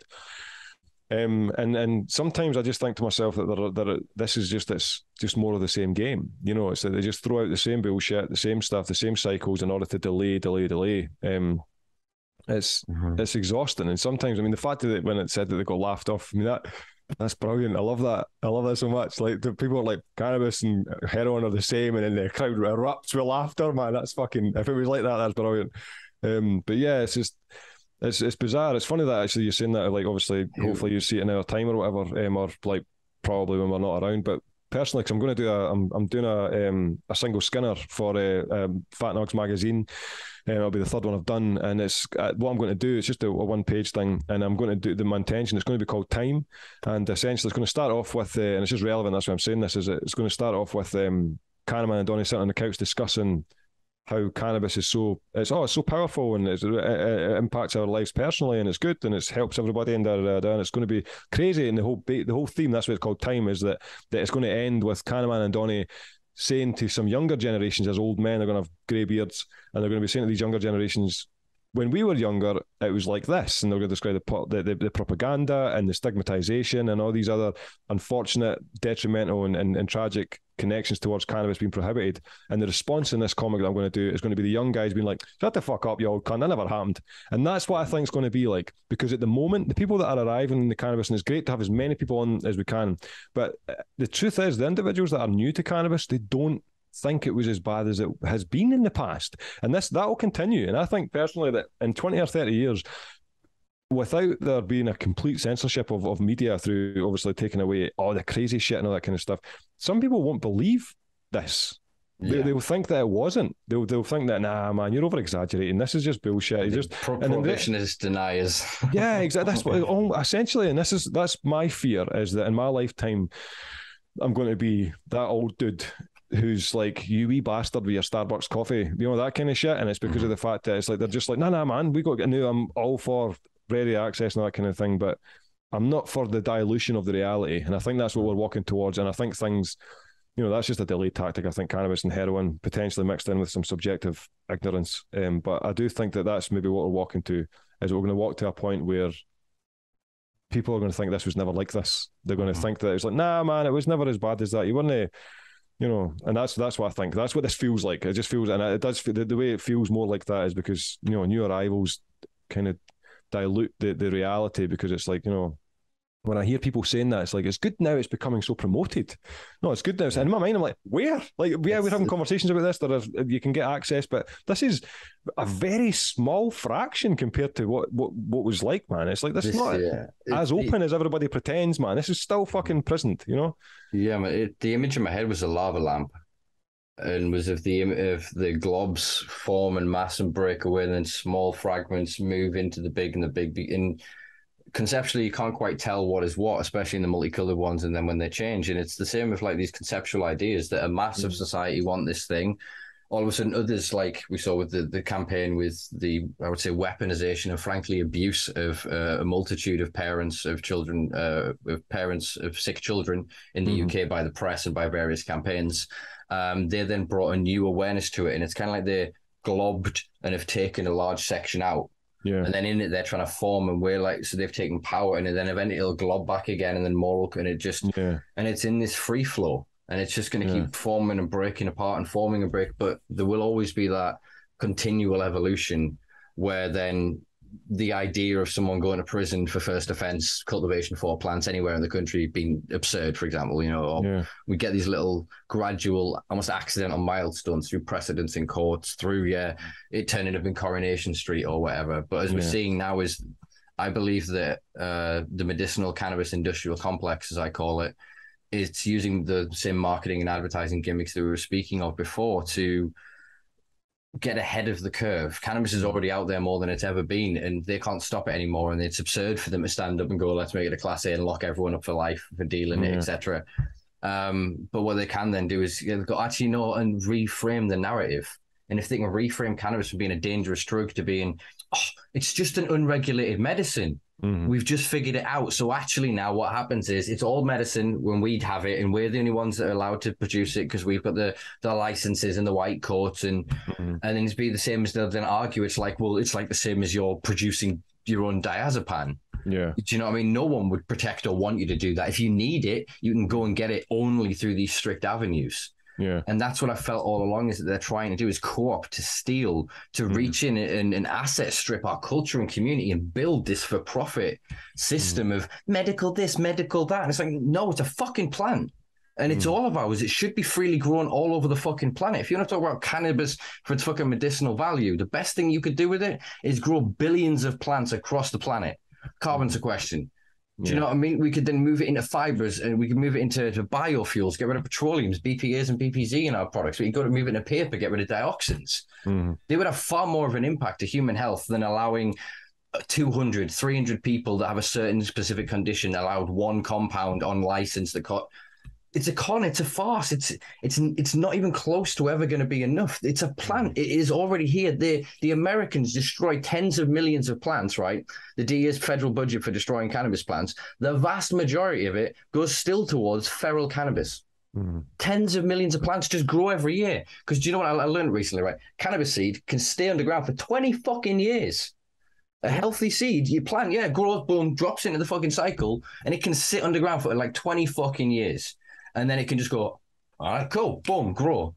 So they eradicate, and what they do is they then end up with these hermaphroditic plants with trillions of seeds, eradicate it and smash all these seeds in the ground. Then they come back the next cycle and go, who's planted all this cannabis? Where's all the... And they use all these chemicals and they do all this shit and they're wasting millions. Yeah. Tens of millions in countries all across the world. And yet they're then going, we're going to build this giant warehouse with fucking giant fucking walls and barbed wire and cameras, security guards, dogs, and grow this plant in this concrete glass cage. Yeah. It's when you're talking about perspective and perception, like when you zoom out of it, the reason I work as hard as I do within this space, or I'm just so dogged, is I've seen it. And it can be just like tomatoes. It can be like, it's nothing. It's once we get beyond all of this shit, it is just still a plant. Yes, some people will abuse it, but you know, some fucking people abuse tomatoes. Yeah. So I know some people still eat like a 5-year-old. Half a bottle of ketchup. Did you know what I mean? The amount of sugar and shit that's in there, that's far more detrimental to the average, and to every consumer. That bottle of ketchup would be harmful because of the level of sugar, salt, etc. Whereas the cannabis, the same level to every person in the population, it's only going to be a very select few in certain circumstances that could potentially have a negative outcome. Yeah. So therefore, it's an absurdity. You don't criminalize something because it can potentially, in some circumstance. We invented cars and then very quickly went, oh, fuck, right. The rubber needs to be solid, right? We need roads. Right, what's a road? We'll figure that out, right? Signs, yeah, that's a good idea. Traffic lights, cool. Seat belts, mirrors. The glass has to be shatterproof. You know, we had iterations of learning that man can drive a car at some cases 300. What was the fucking drag record I saw the other day? 338 miles an hour. I think the new drag record is in drag car racing, not drag queens racing. I was going to say, boys absolutely busting to get him. The image in my head of them, it was literally is a drag queen next to a drag car. Yeah.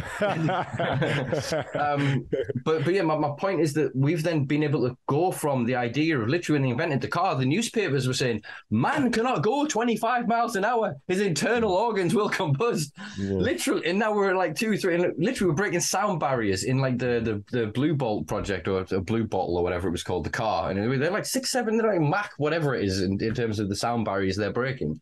And again, we've learned how to fucking do that. The same could be true of drugs, but we're still ignorantly going, well, why are these people got cars? But it's your responsibility to build us roads. If you built us roads and an infrastructure for us to take the drugs that we are taking, the vast majority of the problems would vanish.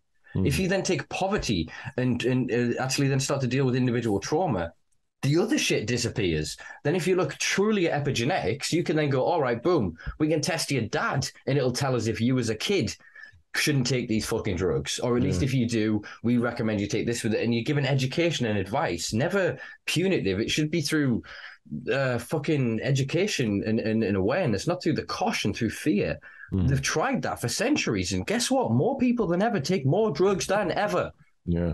It's funny that I was going to say this. It's funny you say that, man, because it's like, and first off, it reminded me when you're talking about the epigenetic basis, that's how far the medicine's becoming in Canada when it comes to them. They'll try and study what's required for your endocannabinoid system profile. And that's at a stage where they're able to define a phytochemical profile in which will complement your endocannabinoid system baseline.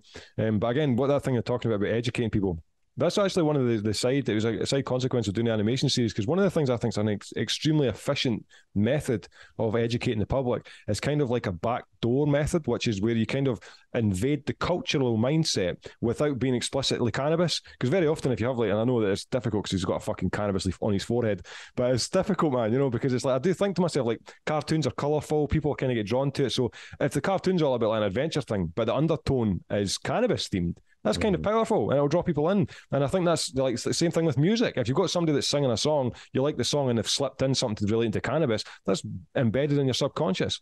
And these are techniques which are really important, because sometimes it does feel like if you were to go across with an educational basis, I mean, with that book, A Case for Cannabis, that I wrote, it's like some people were getting turned off by it. I was like, hey, this is education by it. And it's like they immediately, do you know what it's kind of like? It's like some people wouldn't want to be shown the truth if you gave them the door. It's like the truth to your life through this door, as an example. And the one I can't fucking, because it jeopardizes their perceptions of how reality is. And I think sometimes it could just be, it's an efficient method to promote cannabis as a whole when you try and invade the cultural mindset of individuals when it's not explicitly cannabis, you know? Yeah, agreed. it becomes, the messaging can become blinded by the message. Sometimes almost the other way around. You know what I meant.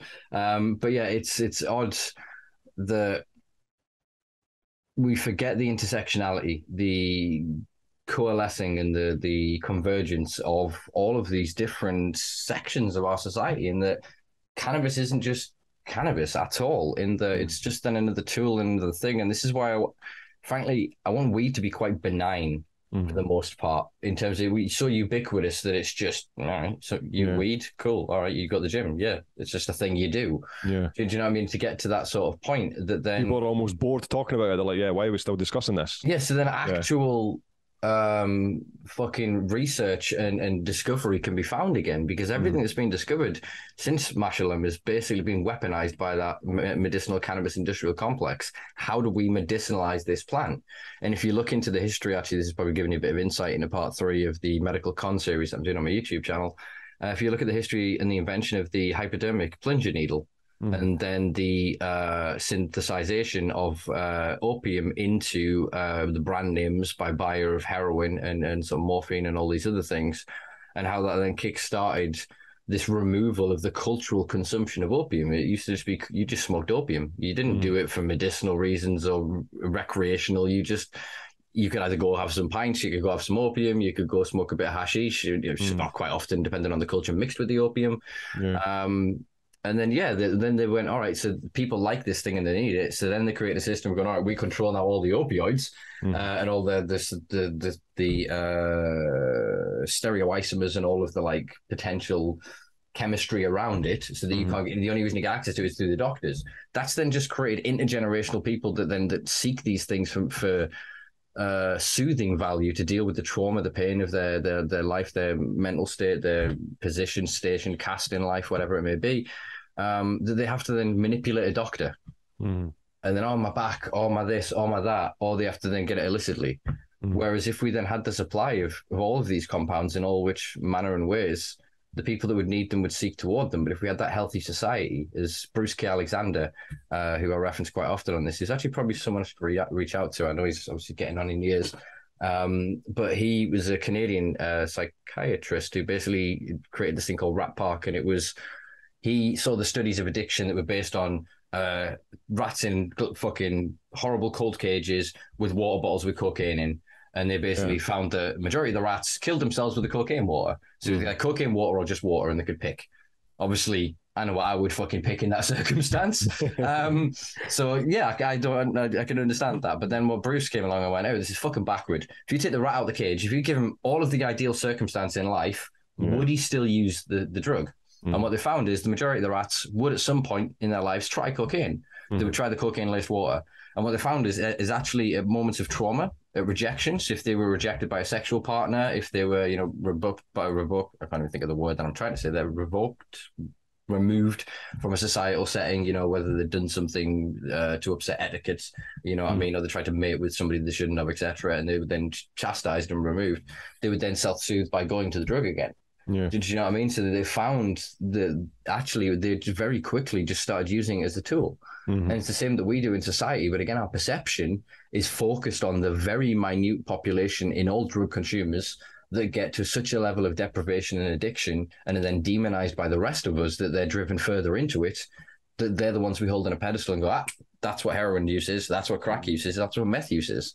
When actually, if you really delve into art history, the history of like humanity in terms of art, music, literature, whole lot of motherfuckers using drugs. You know what I mean? It's like, as Bill Hicks says, that if you don't agree with people taking drugs, then go home and throw all your records. Because all of them high as shit. And there's just something in us that, the same, what did I describe it as on a recent podcast? Dizzy ducks. Like when kids spin around and they're like, they don't have a centrifugal thing in the brain until you start to hit puberty. Something happens where literally you get high. They get an experience of elation and ecstasy. So they spin around, they get themselves fucked up. They may as well be stacking lines of coke or whatever, because in their brain, they're doing the same thing. But we then don't look at that and go, don't do that. You're getting high. That's wrong. They're experiencing joy. They found a mechanism by which they can experience joy. It's the same thing. It just so happens that there's a third party involved, whether it be a plant, a powder, a chemical, a fucking pill, whatever it may be. it's odd to me. The same even with gatherings, you know what they've done with free parties, and they've weaponized a free party against us. It's now a commercial, it's a music festival. I mean, fuck, shout out, go watch Woodstock 99 for anyone on Netflix.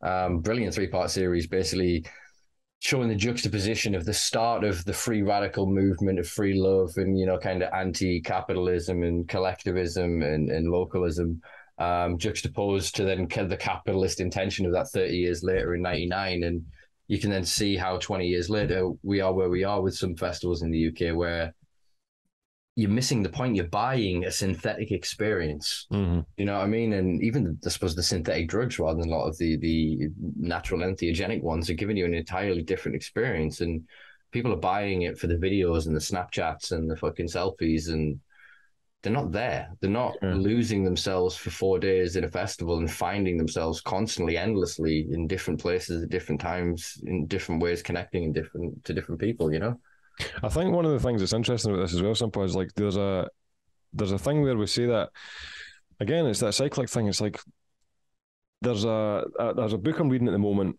and it's talking about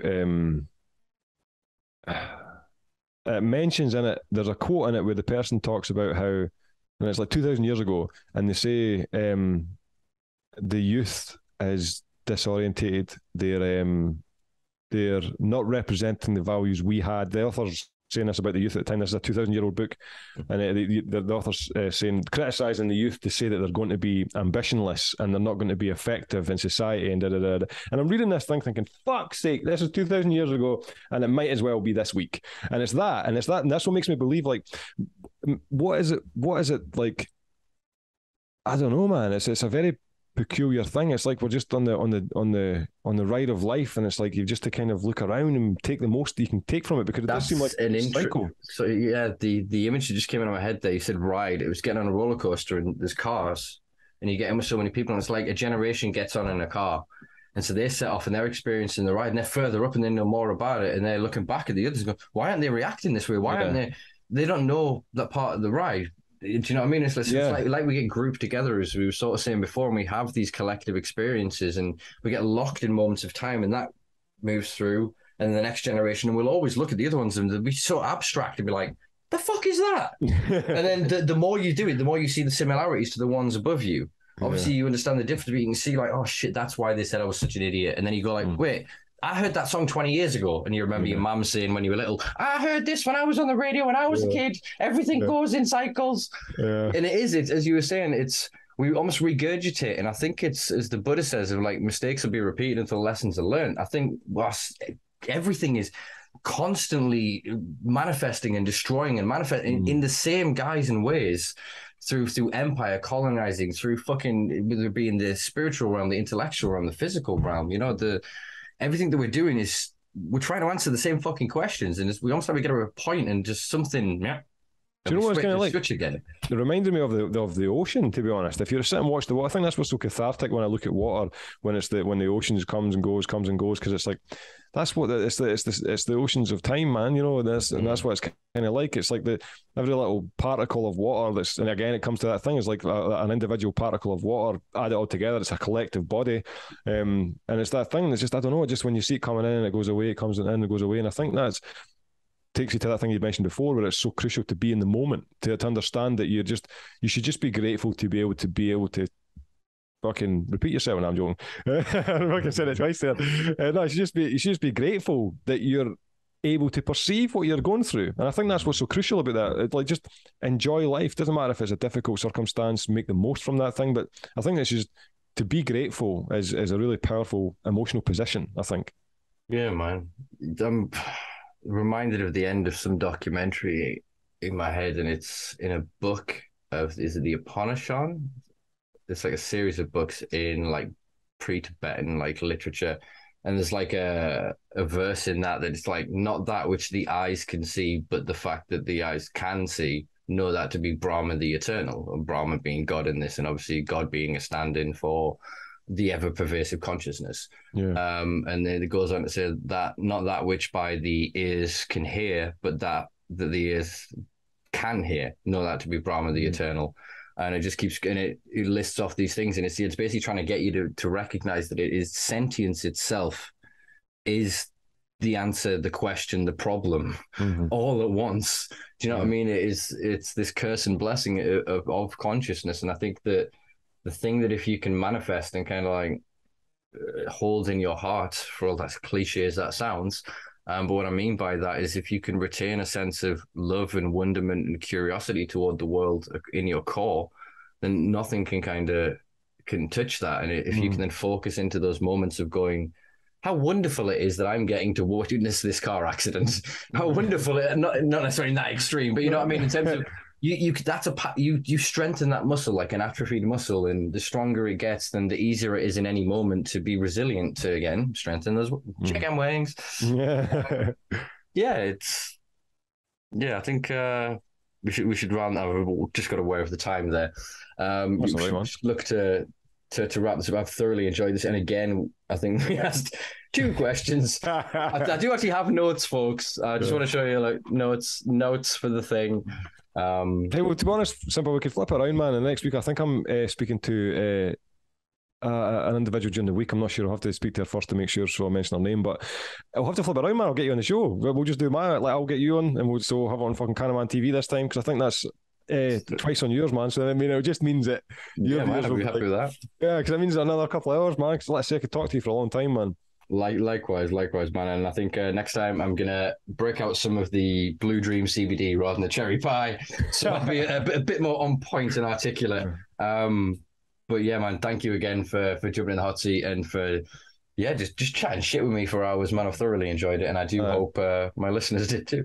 Yeah, same here, Simpa. This has been an absolute joy. Let's see, when you messaged over, man, I was delighted, because let's see, this is cathartic for me. Yeah, man. Yeah, we'll make this a regular thing, even if we're not filming it. Yeah, fucking right, man. Definitely. Especially as we're both quite avid readers, we'll have our own little quiet book club. Actually, in the comments, you want to join, jump in the comments. Actually, I'll send you down the productive path and shit like that, and even the case for cannabis, see what you think, because let's say it's really fun. I always love new literature, but I'm never necessarily, or not always, rather. It was terrible language. Not necessarily always in a position to be able to purchase it, unfortunately, at the minute, given the situation. But I would appreciate. I'm the same. No, but that's what I mean, man. I've got several sitting here, man. I mean, that's one of I'll be honest with anybody watching, like, I buy all my fucking books and just give them to people. I'm in a position, because I asked to get my brother's dad asked me that. He's like, does anybody buy your books? I was like, I do, and then I fucking give them away for free. It's still doing that groundwork, and it's even as you said, like the fact that your son can look forward to seeing this in retrospect. And I think, again, like, this is why I think the podcasts that we're producing and that are so important to get these conversations. We're locking them in time. So no matter what the chads of the future, or the future yippies, or what yuppies or whatever, trying to pull up sort of derogatory titled groups here. I'm sorry, folks. Just whatever individuals happen to, try and whitewash our culture and our history, we have this account. And I think that in all guises, the work that you've produced does that. So more power to you, brother. Appreciate it, bro. Honestly, I really appreciate it, Simpa. Thanks so much, man. No worries. You're welcome to hang around while I do a bit of housekeeping, or you can just sign off now. It's up to you. No, man, I'll fucking chill for a sec. All right, sweet. All right, folks, that was episode 96. About 3 hours. If you've sat all the way through this, I commend you. And we'll release you to now go and empty thy bladder, go get a drink, roll up some doobs, and go enjoy your day, evening, or whatever. I don't know. Day and evening basically covers it. Middle of the day. If you're in the middle of the day, go really seize the day, fucking carpe diem and all that shit. If you enjoyed this stuff, please do check us out on patreon.com/Simpa Life, where for less than a cup of coffee a month, you can help me keep this little project of mine going. Check us out on all social media platforms at Simpa Life. I know I keep saying this, but the website, slowly, you can't see, but there's a shitload of paperwork actually stapled to the wall behind me, which is how it will look. So give us a few more weeks and it will be there. All right, peace, love. Check out Conor everywhere in the links below, and we'll see you next week with somebody. That'll be cool. All right, peace and love, folks.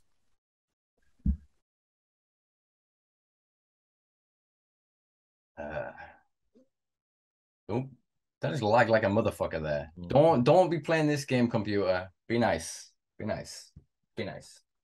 right, we're good. Some good outtakes here already, at least. 90 minutes of outtakes.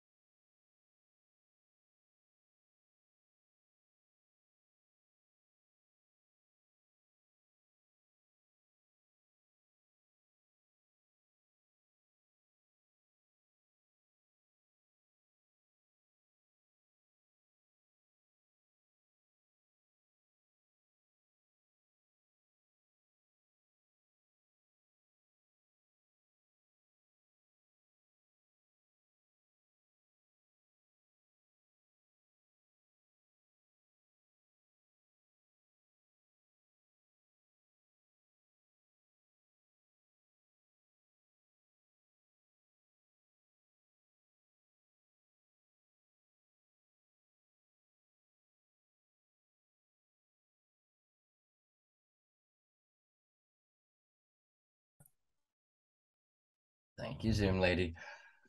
Oh, I have to dust the mic off. I had to get the lighting been a of while. that, man. Yeah, I was the same. I had to get all this shit out of the bedroom and that.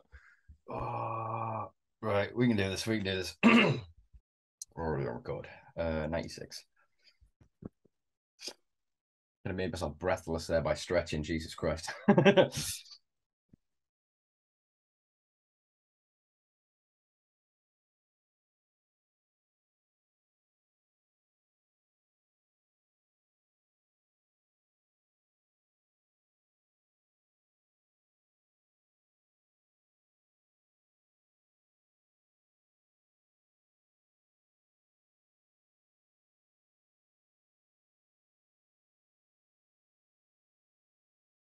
I do that as a special one time just to fuck with people. I'll do it as like April Fool's Day episode or something. And yeah, just condense all of the fucking outtakes. Oh, right, here we go.